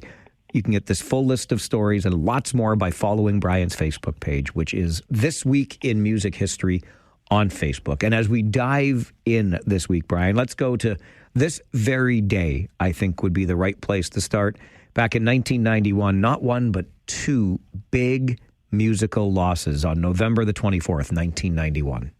Huge. It was a very, very sad day. So, yeah, 1991, we're going back a few years. It doesn't feel like that long ago. But, of course, we lost the incredible voice of Freddie Mercury on November 24th at the age of how old was Freddie? Geez, I don't have his birthday here in front of me. I think he was 45, wasn't he? Yeah. Yeah, that's right. He was in his mid-40s. There had been speculation for the year leading up to this that Freddie was ill. He was seen at a couple of functions not looking the greatest. And, of course, later we learned that he was struggling with HIV. So that took his life on November 24th, 1991. Very sad. And, you just didn't get a bigger rock star than Freddie Mercury. He was just on a different level than everybody else. Incredible talent. Queen was arguably one of the biggest bands of the 70s and 80s. And yeah, sad loss. And then at the same time, very same day, which was probably overshadowed by the big news of Freddie Mercury passing, was the passing of Eric Carr, who was the drummer for Kiss. He was the first member of Kiss to replace one of the original four members, came in 1980 and was with the band until 1991 and sadly passed away of cancer on the same day as Freddie Mercury. So, yeah, big day of loss for rock and roll for sure. It certainly was. That was this day in 1991. This week in 2008, not a loss for rock and roll, but we finally got a new Guns N' Roses album 15 years after their previous album had been released. Oh, what a debauchery this was. It was. Of course, Guns N' Roses came out with Use Your Illusion 1 and 2 in 1991, which were just massive, massive records. Huge world tour that lasted literally years.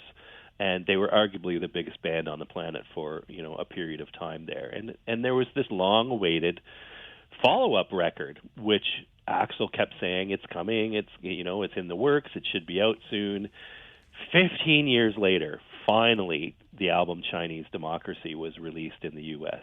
And it was released exclusively by Best Buy, which a lot of people thought maybe was a bit of a mistake, but it happened anyways. And Geffen Records had been pushing and pushing for this. They had offered Axl $1 million to finish that album earlier in 2008, and then a few months later said, we'll give you another $1 million if you can get it to us by March 1st, and it never happened. So it just got delayed in production, and of course by the time they were recording the album, the only original member of Guns N' Roses that was in Guns N' Roses was Axl Rose. Everybody else had jumped ship. The album would eventually cost $14 million, in production costs, which was the most ever at the time for an album release. That's just a huge amount to make a record. Like, think of what the record company has to recoup, already $14 million just to recoup what it cost them to record. So it was a bit of ridiculous. And it got to be so crazy. There was over 20 guitar players that passed through these sessions, including Brian May of Queen, who we just spoke of earlier, who recorded a bunch of solos for a song called Catcher in the Rye. And Axl then cut all his guitar work from the album. It never even made it into the final cut. So, I mean, once it was released, people were already pretty skeptical. It sold maybe around 1 million copies in the U.S., which was not very much at all, considering that Use Your Illusions 1 and 2 had sold 35 million copies. And previous to that, Appetite for Destruction had sold the same 35 million copies worldwide. So this was kind of the end of Guns N' Roses, and even, you know, they're back together and touring, but you don't hear many songs from Chinese Democracy in their set these days. Yeah, and for good reason, I would think. For sure. This one I found so interesting. This week in 2002, the secret postcards sale. Yeah, I love this story, too. So the London Royal College of Art, they had this annual event called the Secret Postcards Sale. And this was where people would come in who wanted to bid on pieces of art. And they could purchase the artwork for, you know, relatively cheap prices, around £35 each. But they weren't told whose artwork it was until after the event was over. So you didn't know if you were getting a $35 or £35 piece of art by, you know, anybody, some person on a street corner, or it could be somebody really famous. And in 2002, 3 paintings were sold for £35 each, and then they were later revealed to be original works by none other than Paul McCartney. So this person went in good faith, bid on a painting, paid £35 for it, later found out this is painted by Paul McCartney of the Beatles, and those paintings fetched probably somewhere between $50,000 to $250,000. That was a pretty good £35 investment. Not a bad little investment. And you got a piece of Paul McCartney art, which is pretty rare. He doesn't put out a lot of paintings, so pretty cool. Absolutely. Okay, our friends down the hall here at the radio station at Chime 96.7 have gone all Christmas music since last week. I love to hear it. I love catching little bits of tunes in the hallways here. And when I'm driving around, I like to flip over. We keep it on at the house, too. It's just the right time of year, getting us in the mood. And a song we will hear an awful lot, of course, is that incredible compilation of artists, Do They Know It's Christmas? And we look back to this week in 1984 when they put it to bed. Yeah, it was tomorrow, November the 25th in 1984. Again, just doesn't seem like that many more years ago that Band-Aid recorded. But it was the second and final day of recording for Do They Know It's Christmas at SARM Studio in West London. And, you know, I think everybody knows the story. Band-Aid was conceived by Bob Geldof and Midger as a response to the famine in Ethiopia, and saying, you know, we've got a lot of money here, and we've got a lot of talent, and we could pull some of our pop stars together and put out a recording and maybe make a little money to help. And it was kind of, you know, it started off as a small idea and grew and grew and grew. And before you know it, you've got Bono and Phil Collins and George Michael and Boy George and members of Duran Duran and members of Kool and the Gang and Bananarama and Spandau Ballet and all these other artists who showed up to lend their voices and their talent to the song Do They Know It's Christmas. And it became the fastest-selling single in the UK, topping the charts in 14 countries, which I don't think anybody anticipated. And they raised over $9 million just on the single alone. Now then, of course, that led to the Live Aid project, which earned even more money for Ethiopian relief. So, yeah, it was a really nice moment. You know, you see artists coming together and doing something socially conscious to help the world, and it was inspiring. 40 years later, still stands the test of time. Do They Know It's Christmas? I just heard it for the first time this season when I was grocery shopping on Thursday night. They were playing it over the thing, and I thought, oh, there it is. There it is. Now it's Christmas. Exactly. Now it's Christmas.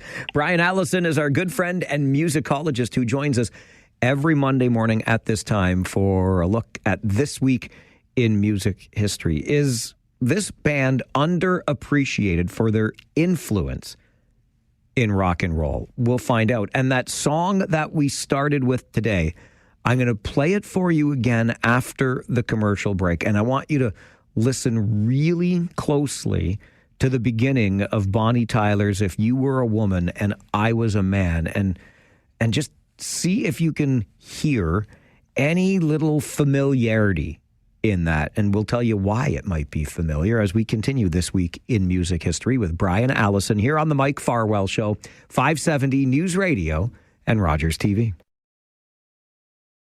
If you were a woman and I was a man, would it be so hard to understand? And a heart so hard, and we do what we can. If you were a woman and I was a man.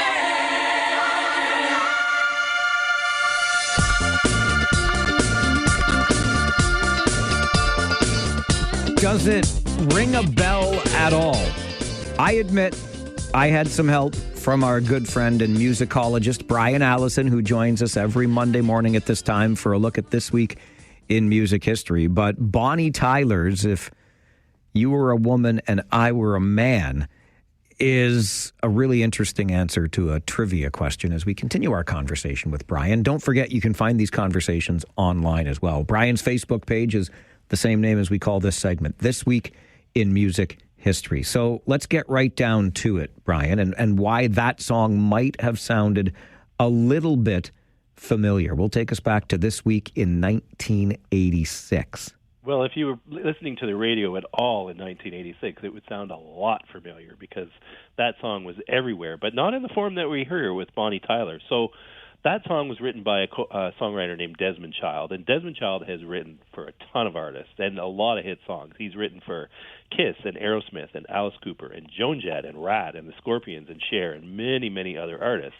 And he happened to write this song for Bonnie Tyler, If You Were a Woman and I Was a Man, and they put it out in early 1986, and it just didn't land. Bonnie Tyler was kind of on the downside of her career, and the song didn't land very, very well. So Desmond Child was working with another couple of guys and said, you know, I had this song that I gave to Bonnie Tyler. Maybe if we reworked it a little bit, we could make something out of this. And he sat down with a guy named John Bon Jovi and another guy named Richie Sambora, who had a band called Bon Jovi, and said, what can we do with this song? And they turned it into You Give Love a Bad Name, which you can clearly hear when you listen to the Bonnie Tyler song. It wasn't, I mean, the lyrics are obviously different and the style of music is different, but it's essentially the same song. It is. It's like you can hear Shot Through the Heart right at the very beginning there. Totally, totally. It's the exact same song. They just reworked the lyrics and the style. So Bon Jovi released it, and on November 27th, 1986, it went to number 1 in the U.S. singles chart and peaked at number 14 in the UK. It was a huge song. It was really the song that put Bon Jovi on the map. They'd been kicking around for a couple of years before that, trying to get some recognition, and we're doing pretty well. But this song just put them into the stratosphere. It was everywhere. And in 2009, it was even named the 20th greatest hard rock song of all time by VH1. So that's pretty impressive for a song that went to Bonnie Tyler and then ended up as a Bon Jovi signature song. Very cool. Sorry, Bonnie. Bon Jovi did it better, I guess. I wonder. I've never heard if Bonnie Tyler had a reaction to that. You know, I'm sure she probably thought, well, okay, if you can do better, I suppose, right? You know, it didn't hit well for me, but if you can rework the song and make it a hit song, good on you. Absolutely. Okay, let's talk about this week in 1973 and the New York Dolls. Wow, what a band! So, the New York Dolls. I mean, they were so incredibly influential, but were never, a critics band. They never had commercial success, but their image and their attitude that they portrayed in the early 70s was something that influenced music everywhere from there to come. So it was on November 26, 73 that the New York Dolls made their live debut in the UK at Beavis Rainbow Room in London. And this really spawned on a ton of stuff that would happen in music. So the Dolls were formed in 71 in New York City, and their influence on rock and roll was really about image. They had an image and an appearance. They drew from drag fashion, wearing high heels, very androgynous dress, hats, satin wear, makeup, spandex, dresses, that sort of thing. On the cover of their debut album, they're essentially cross-dressed, and in 1973, that was pretty risque. There weren't a lot of artists really doing that, but they influenced a lot of bands coming out of the gate and were major influences. Morrissey was the president of the New York Dolls fan club in the UK. He went on, of course, to form the Smiths. They influenced the Sex Pistols and Kiss and Joan Jett and the Blackhearts, and David Bowie and Billy Idol and R.E.M. have cited them as a major influence. Bands like Def Leppard and Alice in Chains and Soundgarden, all these bands were massively influenced by the New York Dolls. So they don't often get their due. Again, they never really had a hit single. The closest they came was a song called Personality Crisis, which you'd probably recognize, but didn't really get a lot of radio play. People just thought they were too outrageous at the time, but they had a major influence on people. And sadly, by this year, 2025, we lost David Johansen, the lead singer, and he was the last surviving member of the New York Dolls. All 5 members have now passed on. So sad, but it was pretty cool when they made their debut at that time. They certainly blazed a trail. There's no question about it. Okay, let's go into the Wayback Machine for this week in 1954, Brian.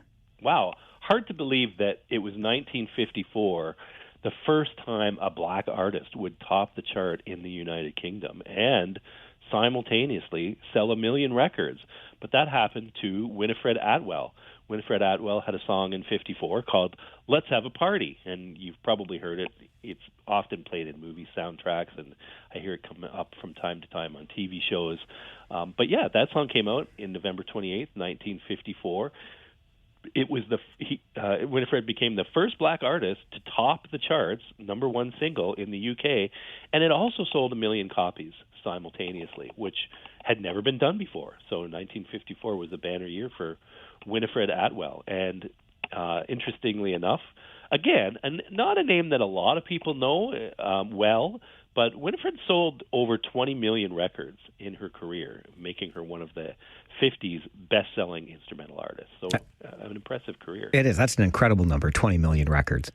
That's a lot of albums. It is. And especially in the 50s. I mean, nobody was turning over records like that in those days. I mean, to have 1 million seller in 1954 was like, wow, people bought 1 million copies of this record? I mean, that was just not something that was typically done, but Winifred did it. Absolutely. Okay, one more before I let you go today, Brian, and that takes us back to 31 years ago yesterday when we lost Tommy Boyce. Tommy Boyce, what a songwriter. So Tommy Boyce was part of a songwriting team called Boyce and Hart with his friend Bobby Hart back in the late 50s, early 60s. And he wrote a ton of songs for primarily the Monkees. He wrote I'm Not Your Stepping Stone, Last Train to Clarksville. He actually wrote the theme to the Monkees TV show, which is quite well known, of course. You know, a lot of hit singles as a songwriter. And even more important, for you and I, he wrote one of the most famous cartoon themes in the history of cartoons. Any guesses at which one he might have written? I mean, if it's a famous cartoon theme, I got to go with the Flintstones. Oh, pretty close. Same era, just as important to you and I as kids of the 70s, but really, in our childhood, Mike, what words were more beautiful on Saturday morning than Scooby, Scooby-Doo? That was my second. I talked myself out of it and went Flintstones. Yes, I love it. Tommy Boyce wrote the theme song to Scooby-Doo as well. So his history as a songwriter is legendary, of course, even just for Scooby-Doo. I mean, you can take all the Monkees themes, to me, as great as they are. But, I mean, come on, he wrote Scooby-Doo. That's impressive. It sure is. Always love these trips down memory lane with you, Brian. Thanks for being here this morning. You bet, Mike. Have a great day. You too. Bye-bye. Bye. Brian Allison is our good friend and musicologist who joins us Monday mornings, 11 o'clock, for This Week in Music History. Don't forget Brian's Facebook page of the same name. Just search This Week in Music History for a full list of these stories and other tidbits. This Week in Music History every Monday morning at 11 here on the show. Also, this would be an appropriate time to remind you, looking ahead to the weather, I'm counting on the weather people being right about the snow that's coming later this week. We're expecting to have several centimeters on the ground by Thursday. And so our All Request Friday theme this week is winter. I know the calendar doesn't say winter yet, but the weather's going to look that way by the time we're spinning your favorite songs during All Request Friday. So make your request by sending me an email, Mike at 570news.com, or give us a call. Let us know the winter-themed song you would like to hear. Wide open to you. You're always creative with these things, but winter is the theme for all Request Friday this week. An update on the way now from the 570 News Center, and then David Drewe in the building and will join us in studio for Drewe's Views next on the Mike Farwell Show, 570 News Radio and Rogers TV. Has anybody heard from Crazy Dave? Has anybody heard from Crazy Dave? Has anybody heard from Crazy Dave? I haven't seen hide nor shaggy head of that boy in 4 years, but you'd know him if you met him. Played harmonica like the cat lost his balls. Yep, Crazy Dave. Had a toothy smile as big as my hand. Always chewed on a toothpick or a long blade of grass, drank from the bottle, rolled the worst cigarettes, was impervious to insect bites. It's one of the best damn tree-planting highballers east of Prince George. That is our good friend, David Drewe, owner, negotiating change, government relations, and stakeholder... Mike, I'm sorry I got to do this to you again. I think this is the third week in a row I've interrupted you. Well, that's all right. You were talking about, how do you describe that? The Doug Ford people would be sentenced to... Yeah, impaired drivers, part of the penalty if you kill a parent would be paying child support. Do you remember that episode of Seinfeld? That episode of Seinfeld? That was the entire premise for the pilot that Jerry and George were writing for NBC in the later seasons. Oh my gosh, that's right. And you have to be the butler. He couldn't afford to pay, so he got sentenced to be a butler. Or no, he got the butler. Right. But yeah, that was just when I saw that story, that was the first thing I thought of is, no, you can't borrow him because he's my butler. That was, anyway, I'm sorry. I just had to reference that. That's quite all right. This is what happens when you welcome David Drewe and his interesting views into your studio. Former Conservative Party staffer, now, of course, a successful business owner on his own, and all kinds of interesting ideas between those ears. Bouncing around in all that emptiness. Yeah, I was leading you down that path, and you, as usual, knocked it out of the park. Okay, let's talk about a couple of our townships here in the region, because I think you and I might be of like mind on this. Woolwich, Wilmot, and oh my goodness, have they had some troubles with their budgets. And in both cases, the reports to council were very clearly citing reports to previous councils saying all of this is going to be a danger if you vote the way you do today. And it sounds from that we are going through that at the region right now, where they are receiving reports saying we are diminishing reserves at a faster pace than we are putting into them. And it's not that we've drained all the reserves anyway, but we are taking away from the choices of future councils by making these decisions in the way we are and at the rate we are. And the problem with this that I always struggle with is, yes, it's very easy to say these investments are worth it for the future and to go a little bit overboard right now for these opportunities. But next generation has their own choices to make, and they don't look at it through the same view. And that's how Woolwich and Wilmot ended up where they were. And I'm just wondering, 10 years from now, are we going to be reading about this same report and wondering how the region got so far off kilter? Well, that's an interesting question, especially considering the magnitude of tax increases over the past 3 years regionally. I know they're fighting hard this year, but there was a very interesting story in the weekend paper about our ability to borrow against debt, and the $1.2 billion, I believe, is the maximum level of debt that we're looking at. But boy, oh boy, we're coming awfully close, and we'll be there within the next 10 years. And then how do you start adding things on when you're carrying that much debt and trying to service it? How do you pay for the infrastructure? Sure. How do you pay for maintenance of infrastructure at that point? With the tax increases we're already going through right now, what is it going to take in the future to make up for it if we are still depleting our reserves? How are future councils going to be able to maintain the quality of life that we enjoy right now with the reduced choices they are going to be given? Oh, another argument for intergenerational fairness, or the lack thereof. Why can't we, David, why can't our children have as nice a community to live in as we had? I blame Doug Ford. Everybody does. No, but seriously, when I say this, I'm being semi-facetious. I blame him because he's in the seat right now. The cities, the towns, the municipalities, they need a source of revenue that grows with the economy and with population. They don't need they need something beyond property taxes. They get the gas transfer right now, which is nice, but it's not enough on its own. And that's federal, no? Pardon me, yes. Yeah, that is. Right? But there's a couple my point is there's a couple little things they can depend on. Yes. But those are the pennies versus the dollars. So they are in situations like this, just like Woolwich was, just like Wilmot was, because they have to make horrible choices. So you know what I mean? Like, I don't want to blame them, but I still no, this is a horrible thing. Do the Cam Guthrie and say, okay, boom. Here's this extra 5% tax. That's the Doug Ford tax or whatever. The Cam PIL, Guthrie. right? The provincial impact local levy. Yeah. Yeah. Do it along those ways and make it clear where the bill should be going if you are. But you can't starve infrastructure. I don't know how much of this is overspending on maintaining infrastructure versus brand new shiny ponies. We need some shiny ponies, but do we need all of them? I don't know. Oh, well, I would argue we do need some. Otherwise, it becomes a pretty boring place. And I don't want to go too far down this rabbit hole, but I'm glad you said you are semi-facetiously blaming Doug Ford because he's in the seat right now.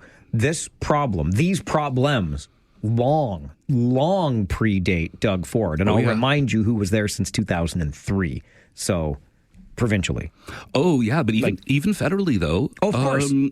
I remember Carl Zare being the one suggesting a city should get more federal support, and me being the grouchy guy sitting next to nice guy Harold saying, but isn't that the province's responsibility? Entirely fair thing to say, but on the other side, from a federal economic perspective, you can't ignore cities. You definitely cannot. You're only as strong as your weakest link, as far as I'm concerned. Okay, you might be thinking along the same lines as an op-ed I read this morning talking about the concern over a potential two-party system here in Canada with Liberals and Conservatives because the NDPs are almost becoming a non-entity federally. How many times have we gone through this story cycle in our lives, though, Mike? Of the NDP being on their way out and trashed. Several. Jack Layton's first election. Yep. Oh my gosh. Do you remember the Audrey McLaughlin years or Alexa McDonough years? Alexa McDonough, one of my favorites. Do you remember Ed Broadbent's second run as leader? It's funny because when you mentioned Jack Layton's first, I thought back to Ed Broadbent, which was a prior to Jack Layton, a time when the NDP was a force. And they have been since, and they will be again, I'm sure. But the question is, what do they want to be now? They are now at this point where they are so stripped down to the bones that they really do have the opportunity to say, this is how we are going to grow. We are defining ourselves this way, and that is where we are going to go. And they kind of do have that choice right now in the leadership. You've got Avi Lewis. And oh my gosh, the quote from Avi Lewis that was amazing was at some forum hosted by Labour. He was asked, define labor under your leadership in one word. I'm mucking the question up a little bit. And his reply was, I can't. 2 words, general strike. Okay, that's one approach. Then you have the union leader, the longshoreman from BC who's running, who literally says he's going to be wearing his work boots in the House of Commons, who...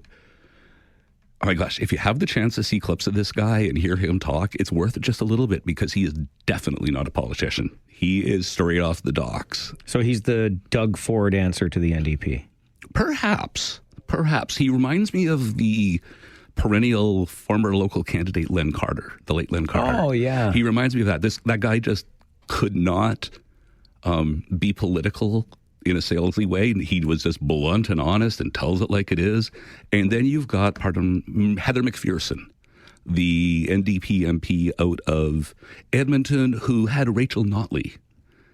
This is the woman who is going to have the NDP being pro-natural resources again. There's a whole lot of ways for the NDP to be going right now, and the luxury they have is they really have very little to lose in getting it wrong. Interesting times. I kind of wish they'd just go away, but that's just me. Okay, before we take the break, let's dive into this one on the budget and how that sneaky prime minister got this budget through. Dirty Mark Carney. Oh my gosh. And the reason I'm saying this with such a smile, like I had the little wink emoji in the notes, this was quite the Stephen Harper tactics to get a budget passed. He didn't go out and try to make deals. He just said, well, if you want an election on it, take it. Which I, by the way, like a whole lot. Well, that's just it. Once again, very Stephen Harper. And everybody, and I'm sorry, I'm going to poop on some journalists again. I'll think of Althea Raj notably, who's like, this is just unprecedented. And it's like, I'm sorry, Althea, you were on the Hill before Justin Trudeau was prime minister. You know this isn't unprecedented. You were on the Hill while Stephen Harper was in minority governments. This was pretty much every budget and every financial statement. I can't criticize Mark Carney for letting the opposition parties stew in it. It's like, you want to make a big deal out of opposing this? Okay. Go ahead. It was weird sort of dynamic coming out of his government, though. I'm not sure how well coordinated this was, because you had Francois Philippe Champagne going out there and selling this budget as the greatest thing right away, and it was going to solve all the problems of the world. And then you had Mark Carney out there saying, well, no, we're in for some tough times. It's going to be rough, but we're making the changes we need. A very reasonable, but not hardcore sales like his budget or his finance minister was. And then you had Steve McKinnon out there, who he's your favorite, isn't he? He's my favorite because he tends to be the one who goes there to float the trial balloons that then later get popped. And then he's out there pretending he hadn't floated any trial balloons. So he was the one who was saying nobody was talking about anything, and then the polls started coming back, and all of a sudden it was like, oh, no, we're reaching out to everybody. My favorite in the whole deal was just Elizabeth May, though. Actually, no, she was my second favorite. She was my second favorite because she is like stomped on the budget and said there was no way she could support it. And then she gets up in question period and she's like, so yeah, are you going to meet our climate accord targets? And Mark Carney's like, yeah, it's in the budget. And she's like, oh, okay then. I support it now. Yeah. It was like, it was almost that simple. But my favorite was right after the vote, the Conservative whip and the Conservative House leader coming out from behind the curtain saying, my app wasn't working. I want to vote against. My app wasn't working. I want to vote against. And the people were like, yeah, we could see these shoes walking around behind the curtains during the vote. And they were like, that wasn't us. Don't look behind the curtain, David. Exactly. We learned that in The Wizard of Oz. Yeah, the great and powerful. David Drewe joins us on Monday mornings at 11:30 to share his views on Drewe's Views. Hoekstra, Huckstra. I don't know. He's a huckster as far as I'm concerned. We'll talk about the U.S. ambassador to Canada and the story of a Kitchener surgeon that's caught David's attention as we continue Drew's Views this morning on the Mike Farwell Show, 570 News Radio and Rogers TV.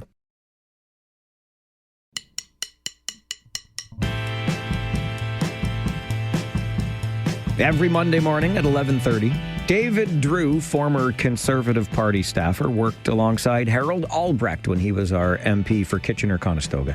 David now operates negotiating change, government relations, stakeholder engagement strategies. He joins us weekly for Drew's Views here on the show. Let's talk about that U.S. ambassador to Canada. I mean, if we must, anyway. Well, no, Hoekstra? Huckstra? Who cares? Exactly. The dude is either stupid, is pretending to be stupid, or a fair bit of both. I would argue for the former. I just don't think he's all that bright, Dave. He is an ambassador who doesn't understand why the people of a country might be offended by him threatening their sovereignty. He says he doesn't get it, why Canadians are upset about that whole 51st state thing. How? How does he not get that? How does an ambassador, a diplomat, not get that? I saw our ambassador to the U.S. interviewed over the weekend, and he was quite nonchalant about it all. Says he hasn't received an apology or spoken to... Okay, that's not our ambassador. Oh, sorry. That's Ontario's trade representative, Thank James you. Patterson. I saw the same interview. Good. I didn't see a name key up, and I was kind of just having my coffee and reading my papers. Okay, so you weren't watching. No, you were just, listening. I was back, kind of paying a little bit of attention. I happened to be watching on this rare occasion. It was actually question periods was being replayed this morning as I was waking up. And his total way of downplaying the whole thing and the singing, I wasn't really expecting an apology anyway. I kind of like the guy. If you had been watching Vashi Kapelos's face at that point, you would have been laughing because she was like just restraining. She had this Cheshire Cat grin that she's trying to restrain because she's like, oh my God, this guy is good. Well, he's maintaining relationships, at least, with perhaps the ambassador to our other 50 states. I don't know. Well, no, but honestly, what Patterson said was, well, we have to work around him.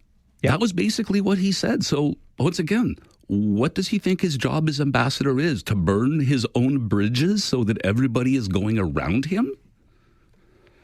What does he think a good job is here? And I'm sorry, if he doesn't understand after it's been going on for this long, and his job is to be listening and to be speaking, if he doesn't understand after everything he's been hearing, dude's not that bright. I, again, would second that. Not that bright. Okay, the story of a surgeon from Kitchener who will not have his hospital privileges restored has caught your attention, I think, for a couple of reasons. Yeah. When you read what the allegations were that started this whole ball rolling, it's like, oh my gosh, this is really concerning. Like, I would not want this guy to be running the team environment that is providing care to me. It was quite disturbing. But then you start reading the whole gosh darn story, and it really is a case of the system worked exactly the way it was supposed to. And then it gets really interesting because the dude just couldn't take the consequences as an answer and kept appealing, kept trying to find new semi-legitimate or less than legitimate portals to try and file appeals through, to the point where if you get to the end of this story in the record, if he ever tries to talk anybody into pursuing this sort of action or continuing to he has to legally provide a copy of the judge's ruling to them. He is not allowed to instigate or continue any actions in court. Like, the judge just really sat there and said, you have abused this system for too long. You are not allowed to appear anywhere without a lawyer anymore. Like, wow. And so the one question I want to know, Mike, is how much money did our hospital system spend defending their decisions all along the way? Because you read this article and it does not sound like these are the kind of things that a low-level clerk at the hospital would be dealing with off the side of his desk. These are things where lawyers would be involved for each and every one of these occasions, and how much time and resources did it consume? Isn't that often the case, though, where the person who is not successful in the case pays those costs? I didn't see that here. It's a very good question to ask. And it does sound like the judicial equivalent of enough is enough. Yeah. Right? They just laid down the hammer here. And how much time do we have? 60 seconds. Okay. A friend of mine got diagnosed with cancer. Long story short, he changed doctors because he was luckily able to. And his new doctor had hospital privileges. Doctor ordered tests for him. New doctor ordered the same tests for him. New doctor, the tests happen, goes through the process. A year and a half later, he gets a phone call from the hospital. The doctor without hospital privileges. His requisition had just been starting to get dealt with. So it would have been a year and a half. We would have been waiting for a diagnosis rather than being treated. That was the difference. But I don't know if you're a surgeon. What do you do without hospital privileges? I don't know what kind of surgeon this guy was. Like, maybe he can work off site somehow, but So is the warning here, beware of the person offering surgical procedures in their garage, or? Well, I don't know. Like, there's some types of surgery procedures, that they do off-site. Sure. You don't need to be in a hospital to have them done. I'm not sure if he was one of those or not. It's nice to know that sometimes the system works exactly the way it's intended. And Google your doctor if they're not in a hospital. Google your doctor if they're not in a hospital. David Drewe joins us Monday mornings, 11:30, to share Drew's views with us. Thank you, sir. Thank you. This is the Mike Farwell Show. Don't hit the microphone on your way out. And don't let the door, you know what? I was in a rush. 570 News Radio. Talkback is coming up. Rogers TV. Take out the papers and the trash, or you don't get no spending cash. If you don't scrub that kitchen floor, you ain't gonna rock and roll no more. Yakety yak. Don't talk back. Just finish cleaning up your room. Let's see that dust fly with that broom. Get all that garbage out of sight, or you don't go out Friday night. Don't talk back. Every day from noon until 1, we open the phone lines so that we can hear directly from you during the Talkback Hour. And on Mondays, in keeping with tradition here on the show, we make that open line hour rant or rave. You rant because you're upset about something. You rave because you're not upset at all. You want to sing someone's or something's praises. You can do either of those things here during the rant or rave hour on the program. Couple of quick things. One, David Drewe got me thinking about it, talking about his friend who was diagnosed with cancer and changed doctors. I was just hanging out with some friends of mine last week with the local Let's Talk Sports group. We had a terrific chat with Paul Fixter, former coach with the Rangers and, of course, former broadcast partner of ours here on Kitchener Rangers coverage on 570 News Radio. And Paul was in conversation with Gary Doyle, who I know you know well from his time here on the radio station, just sharing stories. And among the group that was there, a couple of the guys shared some of their past health issues and ailments. And one in particular talked about having to advocate for himself because even though he felt something was wrong, his doctor did not, thought, no, everything's fine. And he pushed to ensure that he got the tests that he needed, which ultimately found out that everything was not fine. And just reminded me and kind of, if I'm being honest, unsettled me a little bit, knowing that, I grew up in a world where, the doctor's word was the doctor's word, right? That was the word. And now you find yourself advocating for yourself to ensure that you get the care that you need. And in this case, it was life-saving care. So don't ever forget to advocate for yourself. You know you better than anybody else knows you. And just going back to the start of the show today, we had a call from Dave, our good friend from Cambridge, Farwell's Force, official member number 47, and he had asked if I had ever been on the catwalks at Maple Leaf Gardens in Toronto, because I shared a video from my walk in Oshawa at Tribute Community Centre, the arena there yesterday when the Rangers played the Oshawa Generals. And in order to get to the press box, you got to go up to the top of the building and through a door and across the catwalks above the score clock to get back down into the press box area, because they kind of forgot about the press boxes when they built the arena. So they added them as an afterthought. And I shot a video of it, which you can see. All you have to do is look at the OHL podcast on Instagram or on YouTube and follow along. Subscribe, follow, whatever you want to do. I have some fun on the road and other things with the Ontario Hockey League through a little fun podcast I do called the OHL podcast. You're more than welcome to follow along, and you can see the video for yourself. And Dave had asked if I'd ever been up in the catwalks at Maple Leaf Gardens. When I was a young man training to be a broadcaster, I did a co-op with Global Television, which was the crew that was staffing the production truck for Hockey Night in Canada. So the remote broadcast truck literally is what it is, a truck that gets parked outside the arena. All of the necessary equipment is in there, and you set up some cameras and run some cables and blah, blah, blah. And I did my co-op there. So for 8 Saturdays, I went down to Toronto and was part of that crew. And on my last Saturday, I still think that the gentleman who was supervising my co-op did this on purpose, just because I was such a big Leafs fan. And I was in awe. I mean, it was a great co-op gig.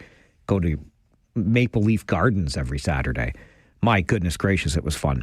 And he took me around on that last day just to make sure, he said, that all of the microphones were still in place and connected properly. I mean, they never got touched. There wasn't any. I don't think there was a need to do this. I think he did this just so I could go into every crevice and corner of Maple Leaf Gardens, including, yes, up on the catwalks. And I will admit that as much as I make an exaggeration of the walk to the press box in Oshawa, it doesn't terrify me. It's unique. It's part of the charm of being in the league.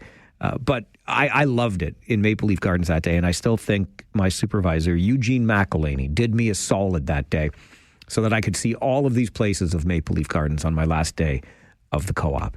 And one last quick thing on hockey, because I am just resigned to defeat the way this season has begun for my Toronto Maple Leafs. Just awful.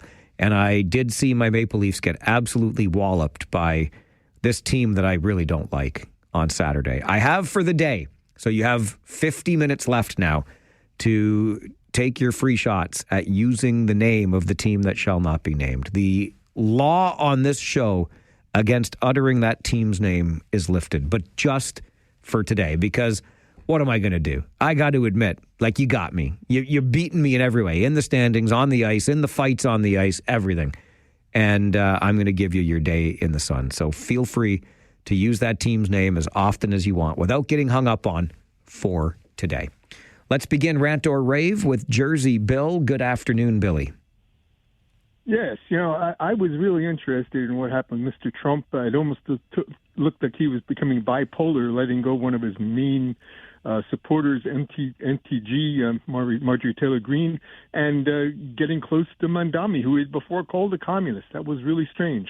But I really tied it into you, and I'll keep the sports thing going, because it really hit me. As I was looking, I could only watch part of that Toronto-Montreal game. I felt for you, and when they really fell behind, I just couldn't watch anymore. but I only lasted till 2-0, Billy. I was done at 2-0. Yeah. Well, so what really struck me is that, when you go back to the OHL, and now on Toronto, you have Mr. Cowan playing, Austin Cowan, I think his name is, and if I'm not mistaken, he used to play for London, and when he played for London, you didn't really care for him, right? Well, it's not that I didn't care for him. There was just some controversy over an assist that he allegedly got that I didn't think he got, but that's neither here nor there anymore, is it?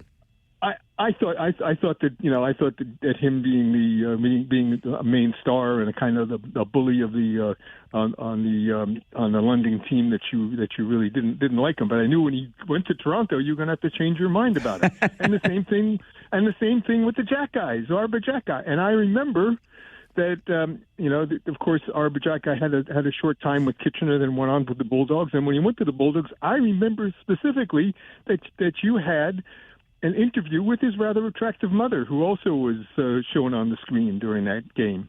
And so, like you said, you still have a fond feeling for them, but in a sense, you have to be sort of bipolar in your in the teams that you root for.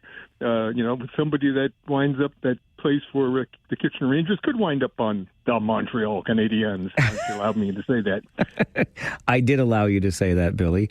And I never met Arbor Jackie's mom, but she did phone our post-game show the night or the day, the next game after Arbor had been traded, and told some great stories. And she even called a second time after Arbor signed his contract in the National Hockey League, because this was a guy undrafted into the Ontario Hockey League, undrafted into the National Hockey League. He's just made it on good old-fashioned hard work.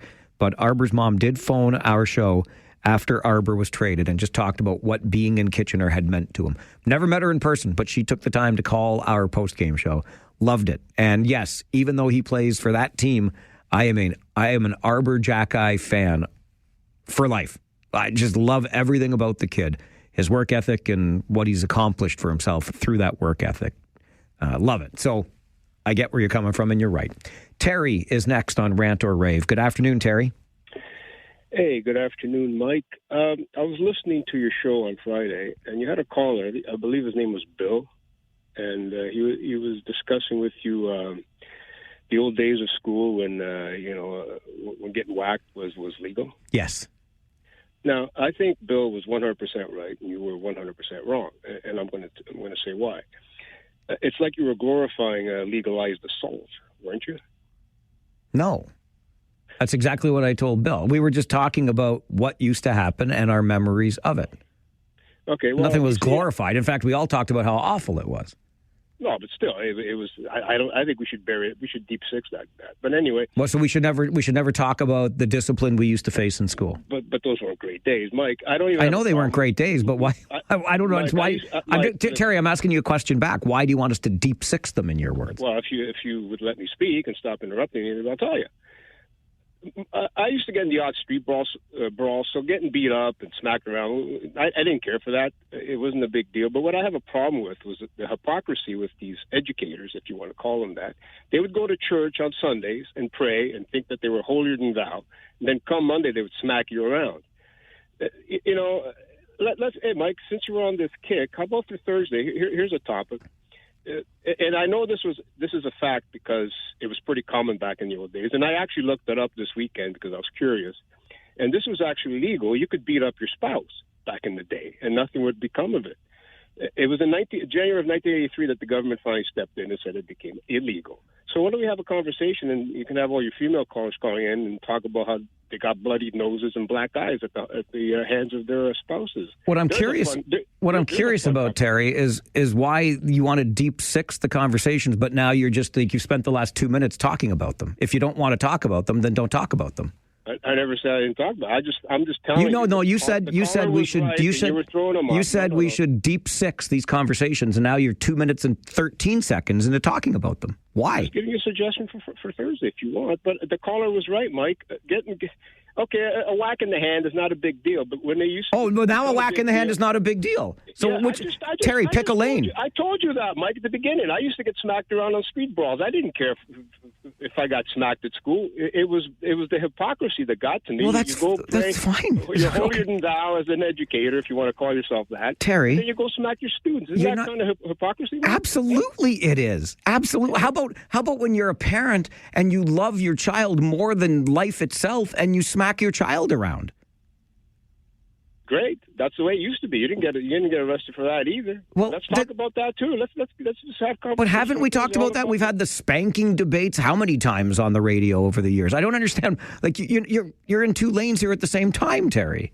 Mike, I didn't care about the conversation on Thursday. It didn't faze me one bit. But when the caller called in on Friday, that's when it kind of hit me. I said, well, he's right. Why talk about this when it was ugly times? Well, then why? Okay, so now you just spent another 3 minutes talking about it. You make no sense to me today, Terry. None at all. And like I said to Bill on Friday, if you thought it was in poor taste, you didn't have to listen. I don't know why you wanted to call today and bring it up again, though. Sorry that the topic didn't suit you. We do, I don't know how many topics a week, but we do 20 hours, and not every hour is going to be your favorite hour. I'm sorry about that.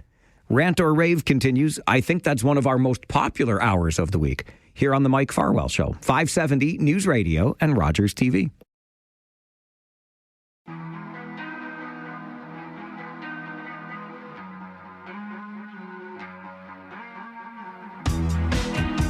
Mondays from noon until 1, your opportunity to rant and or rave. Rant because you're upset about something. Rave because you're feeling good on this Monday afternoon. Either of those things can be accomplished with one phone call to us. Mark is next. Rant or rave, Mark. Good afternoon. Good afternoon, Mike. How are you doing? Good, buddy. How are you? Not too bad. I'm going to rattle your chains a little bit, Mike. Okay.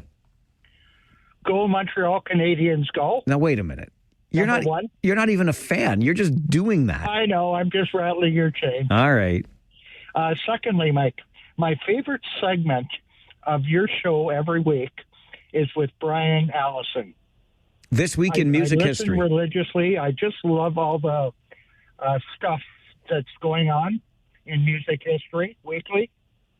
It's an excellent segment, Mike. Well, I'm glad to hear that, Mark. Yeah, Appreciate and one more thing, Mike. Yes, sir. Go Habs, go.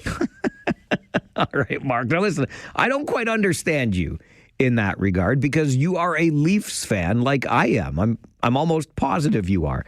I understand that we, for today and today only, have allowed such language to stand on the show. In the past, you would have been hung up on immediately. But today, all things considered, with where my Leafs are at and where fans of that other team are at and what happened on Saturday, it's open season. But Mark, you're a Leafs fan. I don't know why you want to be that way. This Week in Music History, the segment that Mark really enjoys, is every Monday morning at 11 a.m. with musicologist Brian Allison. And if you ever miss it or you want to read more stories, just visit Brian's Facebook page of the same name, This Week in Music History. Let's go back to the phones on Rant or Rave. This one makes me very nervous because the name on my call screen says Aaron Rodgers. Mr. Rodgers, good afternoon. Well, hi, Mr. Farwell. Aaron Rodgers here. Are you calling from the old age home? Well, I took a couple shots ahead last week, and my hand's sore. But first off, Mike, if I don't sound like my usual self, I've been told to put the lining back in my helmet, so I'm going to do that. But secondly, Mike, thanks for the birthday card and the gift certificate to Sonny's. I really appreciate that. Now, Mike, please, don't give up on our Steelers. Show us the dedication you give to those lousy Maple Leafs, Mike. Now, Mike, we play Buffalo on Sunday and the Ravens the following Sunday. That's 2 sure wins. And Mike, yes, as a little incentive, I can get you box seats Saturday, November 29th in Colorado as the Avalanche hosts those legendary Montreal Canadiens. Now, that's just incentive to get back on our bandwagon. And remember, Mike, the offer's still there. If you would come to any of our practices, we'll let you run around the north end zone carrying those yardstick markers, Mike. I'd be very good at that, Mr. Rodgers. Thank you. You're welcome. Enjoy your day. First of all, I haven't necessarily, I'm still a fan of the Pittsburgh Steelers. They're still my team, just like the Leafs are still my team, but I'm very upset with the Pittsburgh Steelers.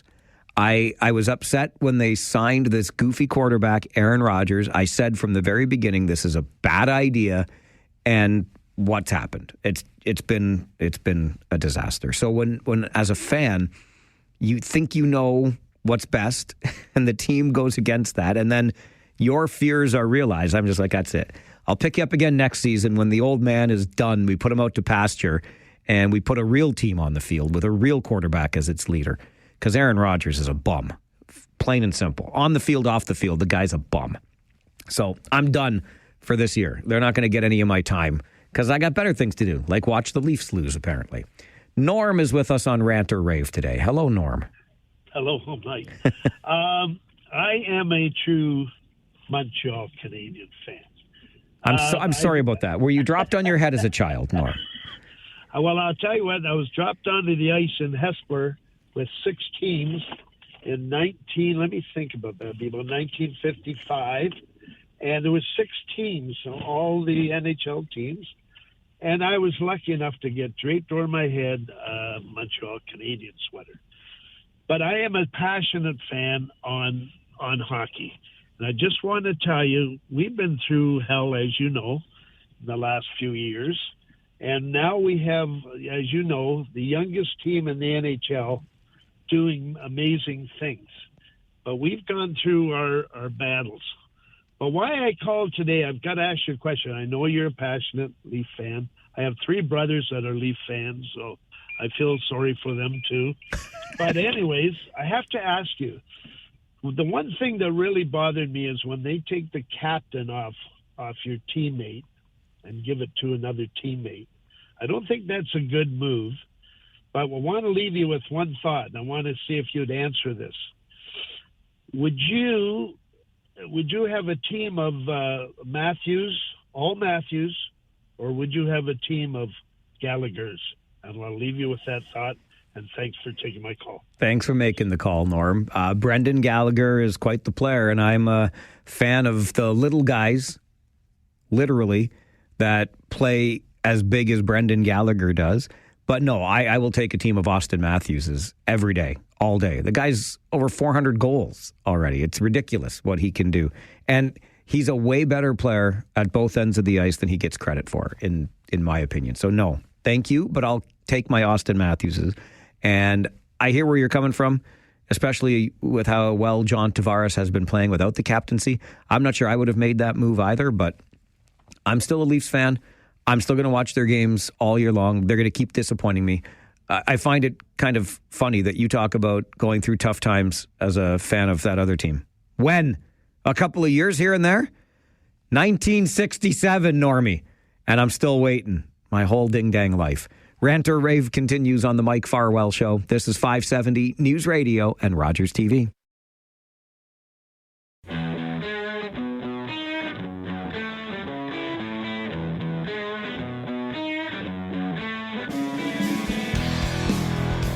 On Mondays, your open line hour is traditionally referred to as rant or rave. You rant because you're upset about something. You rave because you're not. Sun shining. For now, winter's coming back later this week, but hey, if you want to sing someone's or something's praises, you can do that with a rave as well.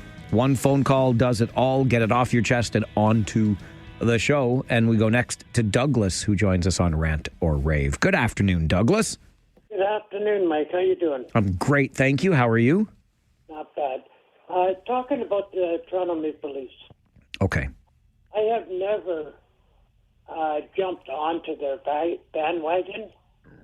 The truth of the matter is, in 66 years, I've never jumped off. Attaboy, Doug. But going back, and I do remember the 67 Stanley Cup wins. I have one up on you. But have you looked at the roster for that year?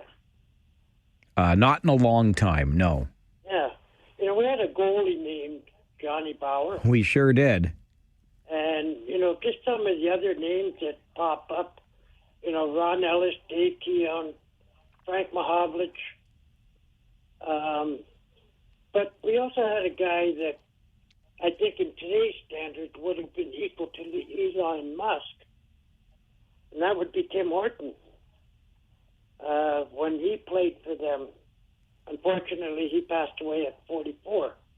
But players like Gary Younger and that, the list was all. I remember a lot of these. I do remember the 67 Cup very well. And unfortunately, that's the last time I see it. If I see it one more time before I pass, that would just be a bonus. I hope you do get to see it someday yourself.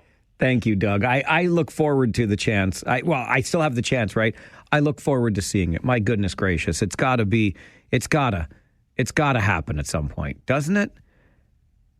And make no mistake, I'm still a Leafs fan. Through and through, dyed in the wool, true blue.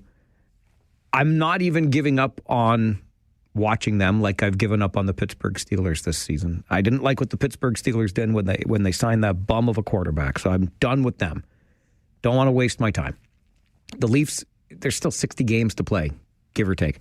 I'm with you, boys, but I have to at least acknowledge that we got ourselves whooped around on Saturday. So for today, and today only, the long-standing rule, it might have been very close to a day one rule on this show, where there is a team that shall not be named, and anyone who names it gets hung up on immediately. Well, you're not getting hung up on today, but just for today. So if you want to take advantage of that, your time's running out. But I'm still a Leafs fan. Don't make any mistake about that. I just figure fair is fair, and we are getting beaten around by pretty much everybody right now as Leafs. I just want to see them win. They got some good players, Doug. Afif, good afternoon. Hey, good afternoon, Mike. Go Canadians. Why? No. You're not even a Habs fan either. I know. Just let me push your button. All right. I don't understand that. You Leafs fans should be with me on this here. I am. Don't worry. Well, then don't say those bad words. I know. Okay. I'm sorry. All right. But I just want to say, man, the Toronto Maple Leafs, they had like a pathetic third period comeback, and then they just got creamed. I didn't even stick around till the third period. When it got to 2-0, I turned it off. Yeah, I heard about that. But that team, I mean, I know we hate them so much, but right now, for this season, they're better than our Waves, so, which is sad. Well, let's not get too carried away, Afif. They were better on Saturday. They've got more points in the standings right now. There might be more reason for optimism because of their young core, but they don't have great goaltending right now. I'm not sold on the defense. We'll see. We'll see. But right now, you got to give it to them, especially for what they did to us on Saturday night. Is this Norma or Nona? Nona. Nona! Yes. And I just don't know what the Maple Leafs, because all the Maple Leafs have fallen on the ground at my place. I think Nona said all the Maple Leafs have fallen on the ground at her place. Nona, I'm so sorry because I've got headphones on. Not everybody gets that advantage, and it was very difficult to hear you through that phone. So I wish I could hear. If you could find a better line to call me on, I would love to hear from you again, because I think I can get some good advice and guidance from Nona. But I'm sorry, I could barely hear you this afternoon. We'll go next to Glenn, though. Glenn, good afternoon to you. Hi, Mike. Ole. You can hang up on me now. Feel free. I told you, it's your free pass today, pal. I appreciate it, buddy. All Have right. a good one, man. Thanks, you too. That's the second fan of that team that is singing that ole nonsense. Rob, good friend of the show, Deutschman, joins us Wednesday mornings, don't you know, for political R&D Wednesday mornings at 11:30. Rob sends an email to Mike at 570news.com. I will only refer to that team as the Flabs. Good job by you, Robbie. See, this is the stuff. This is the stuff that I'm looking for here, right? Because if you're a Leafs fan, you're a Leafs fan. All I'm saying is for one day and one day only, you can ole all you want and say that team's name all you want. I don't like them. I'm still a Leafs fan. I'm just feeling a little beat up in every sense of the word after what that team did to my team on Saturday night. I want to take a moment to remind you that we are in the midst of our annual 570 News Radio Tree of Hope 50/50 raffle. And it's a doozy. We have got a guaranteed minimum $50,000 jackpot available to be won. I suspect, in fact, I know for certain that the jackpot will get much higher than that. But even right now, you're guaranteed $50,000 in prizing, which means that Family and Children's Services of Waterloo Region is getting $50,000 too, which is what this is all about. We're helping out families this holiday season through the annual 570 News Radio Tree of Hope 50/50 raffle. You can get tickets for as little as $10, just $10 to get a ticket. And you can get that ticket at FACS5050.com. F for family, A for and, C for children's, S for services. FACS5050.com. Get a ticket right now for as little as $10. Minimum prize is going to be $50,000. Congratulations once again to Lisa Blunden, who won our first early bird prize last Friday, a Kitchener Rangers VIP experience. Now we've got another prize up for you to go see the Jonas Brothers in concert in Hamilton and $1,000 cash to take with you if you get your tickets before Friday morning. We'll draw for that early bird prize, the Jonas Brothers tickets and the $1,000 in cash on Friday morning at 8 a.m. But if you get your tickets before then, you can get in on the early bird prize. Plus, you still stay in for the overall jackpot. FACS5050.com. Help us out on the 570 News Radio Tree of Hope 50/50 raffle in support of Family and Children's Services. Back to the phones here on Rant or Rave. Joe, good afternoon. Afternoon, Mike. You know, I'm getting tired of these people that say, "Oh, we shouldn't have traded Marner. We should. Oh, look where we are now without Marner." Listen, all you people, wait till Marner gets to the playoffs with Vegas. They don't know what they have yet. Okay, they don't know what they have yet. But once McPuff hits the playoff contention, then and the refs put the whistles away, that's it, man. You're going to figure out what you got with this guy when you traded for him. So it's still a better trade getting rid of him than having to go through another playoff round, which is, guess what the definition of insanity is? Doing the same thing over and over and expecting a different result. That's what was happening with the Leafs in the playoffs as long as they had Marner on their team.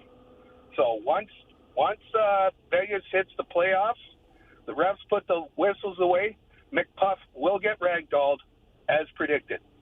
That's my little rant, Mike. And I don't know what they're going to do to replace him if they do at all, but anything is better than going to the playoffs with Mitch McPuff.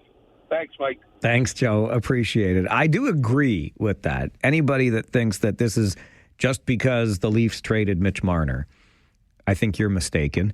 It hasn't helped at all that Austin Matthews has been away for 5 games. Chris Tanev on the blue line. Obviously, we miss him. Joseph Wall hasn't been around for the entire season. He just recently got back from his leave of absence. Not great things all around. All of that being equal, I still think this team is missing something right now, but it's not in and of itself Mitch Marner. I agree with you on that, Joe. It's just tough sledding right now. When the microscope's on you like that, holy Hannah. Maybe what we need to remember is back in May and probably the first part of June, we were pretty down on the Toronto Blue Jays too, right? We thought the Blue Jays were done like dinner, maybe 60 games into the season. And look how that finished. Let's go, you Leafies. Let's go. You just get a little break for one day on that team that I usually don't let you name on the radio station. But time's running out. And then when it's done, it's done. Back to the rules tomorrow, baby. I'm a rule follower. I'm a stickler for the rules. This is Rant or Rave on the Mike Farwell Show, 570 News Radio and Rogers TV.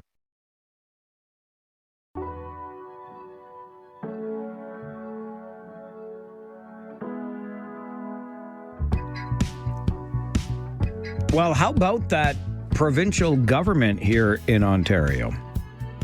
We talked earlier today on the show about proposed legislation. And remember, at this point, it's just that. At the very beginning stages, talking points really. Although with the majority mandate that the Conservatives have here in Ontario, it's easier than it is in most parliaments to move stuff through the legislature. Earlier today, we talked about the proposal to make impaired drivers who take the life of a parent or other caregiver pay child support to that family so the children aren't left financially vulnerable.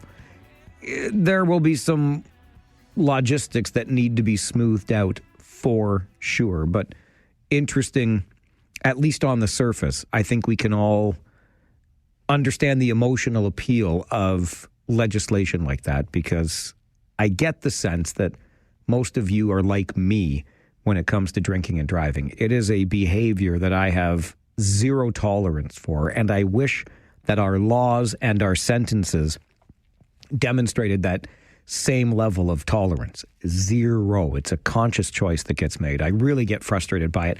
Statistics show us just a couple of years ago, when looking at the numbers, 11,000 impaired driving charges in Ontario in 2023. 11,000. It's ridiculous to me. Nonetheless, we talked about that on the show earlier today. And since that time, in the last couple of hours or so, the provincial government is now talking about introducing legislation that would require an accused person or their surety to provide a cash security deposit in the full amount ordered by the court. This initiative, according to the media release from the provincial government, would improve bail compliance, keep violent repeat offenders behind bars, and make it easier for the province to collect forfeited bail payments when bail conditions are violated. So the idea of collecting that money when bail conditions are violated is appealing. Again, on the surface, I totally get that. But the point there would still be that bail conditions are being violated, which is something that we absolutely don't want to have happening. But it will be interesting to see where this goes, because much like the proposed drinking and driving legislation where those who claim the lives of parents would have to pay child support, this fits right in, doesn't it, with kind of where we're at these days when it comes to violent crimes being committed by repeat offenders. We just told the story of a guy in Guelph just the other week. This was small. It wasn't a violent crime, but there's a victim on the other end of it. The man is arrested in the early part of the day after a break-in. I believe it was at a home in Guelph. Could have been a business, but I think it was a home. Regardless, arrested in the beginning part of the day, charged, released, and then later that same day, this time definitely at a business, the suspicious person turns out to be this same guy who gets himself arrested again, twice in the same day. And this is something that we, as communities, have grown very frustrated by. So Ontario Premier Doug Ford and his majority Conservative government continue to strike all the right notes, don't they? This is why we call it populism, because broad bills like this will have widespread popular support, a.k.a. populism.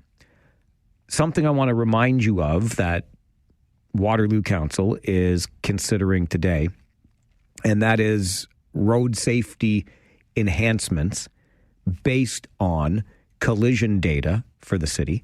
And the numbers are pretty stark. It shows about 2,800 collisions on Waterloo's streets over the past 5 years. So on average, give or take, we're talking about 1.5 or so per day. That's a significant number of collisions. And the data even breaks it down into collisions that involve people on bicycles, collisions that involve people walking, etc., which is important. I love data-driven decisions. I hope, though, that we're going to get even more granular in that work, in diving into this data, and determine the cause after investigation of those collisions. For example, was the person walking crossing a very busy road in an area they ought not be crossing?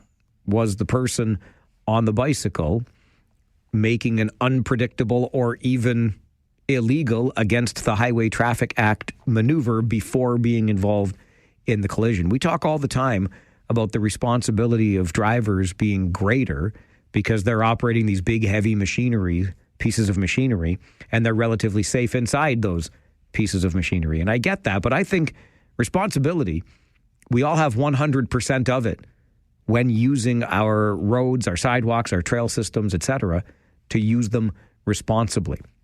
And what could happen if we don't get deep enough into this data is we could say, well, there were X number of collisions involving people on bicycles in this particular area.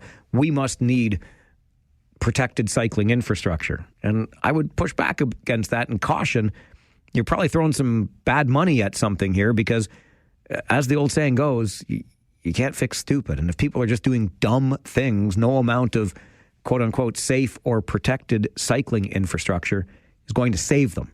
So in these times where money is at a premium, particularly municipally, I hope we're doing the deeper dive into that data to determine what was the cause of the collision, what went wrong in that particular instance before we go throwing money at things, trying to prevent people from ever making mistakes, because those mistakes happen and they can have really tragic consequences. But you can't road design your way away from all of it, right? If you step off the curb in front of a bus, I think we all know how the outcome's going to be. So I hope we're doing a deep enough dive into that data at Waterloo Council today. Mike is with us on Rant or Rave. Good afternoon, Mike. Mikey. Hey, Mike. Listen, don't worry. We got nobody playing Mikey. Like, we get all those guys back, we'll be fine, Mikey. And you, Mikey, you should never give the people a break who talk about that garbage team. Don't ever give them a break, Mike. Hang up on them right away, Mikey. Go Leafs, go, bud. Thanks, bud. I like to hear from you, Mike. And listen, I'm a true Blue Leafs fan, and we've arrived at the end of our show for today. So many of you took advantage of the opportunity presented. 100% okay. Glad that you did. I felt like, at minimum, I owed it to you after the disastrous weekend and the really rough start to the season that's been. But I am a Leafs fan. I'm always going to cheer for my Leafs. I worry a little bit, Mike, that it's a little too late for all these guys to come back and everything to be just fine again. But I'm with them. I'm going to keep investing my time in them because I love me some Maple Leafs. And let's just be honest, I love me the game of hockey. What a fantastic game it is. So just remember, please, as of tomorrow morning when I come back here at 9, the old rules are in place. And I triple dog dare you to try me on them because I got my finger right here. It's my index finger. Don't get any ideas. And I'll be ready to hang up when applicable. Thanks very much for being with me on the show today. It's always great engaging in these conversations with you. We'll do it all again tomorrow morning starting at 9. My name is Mike Farwell. You are a force for good. Bye for now.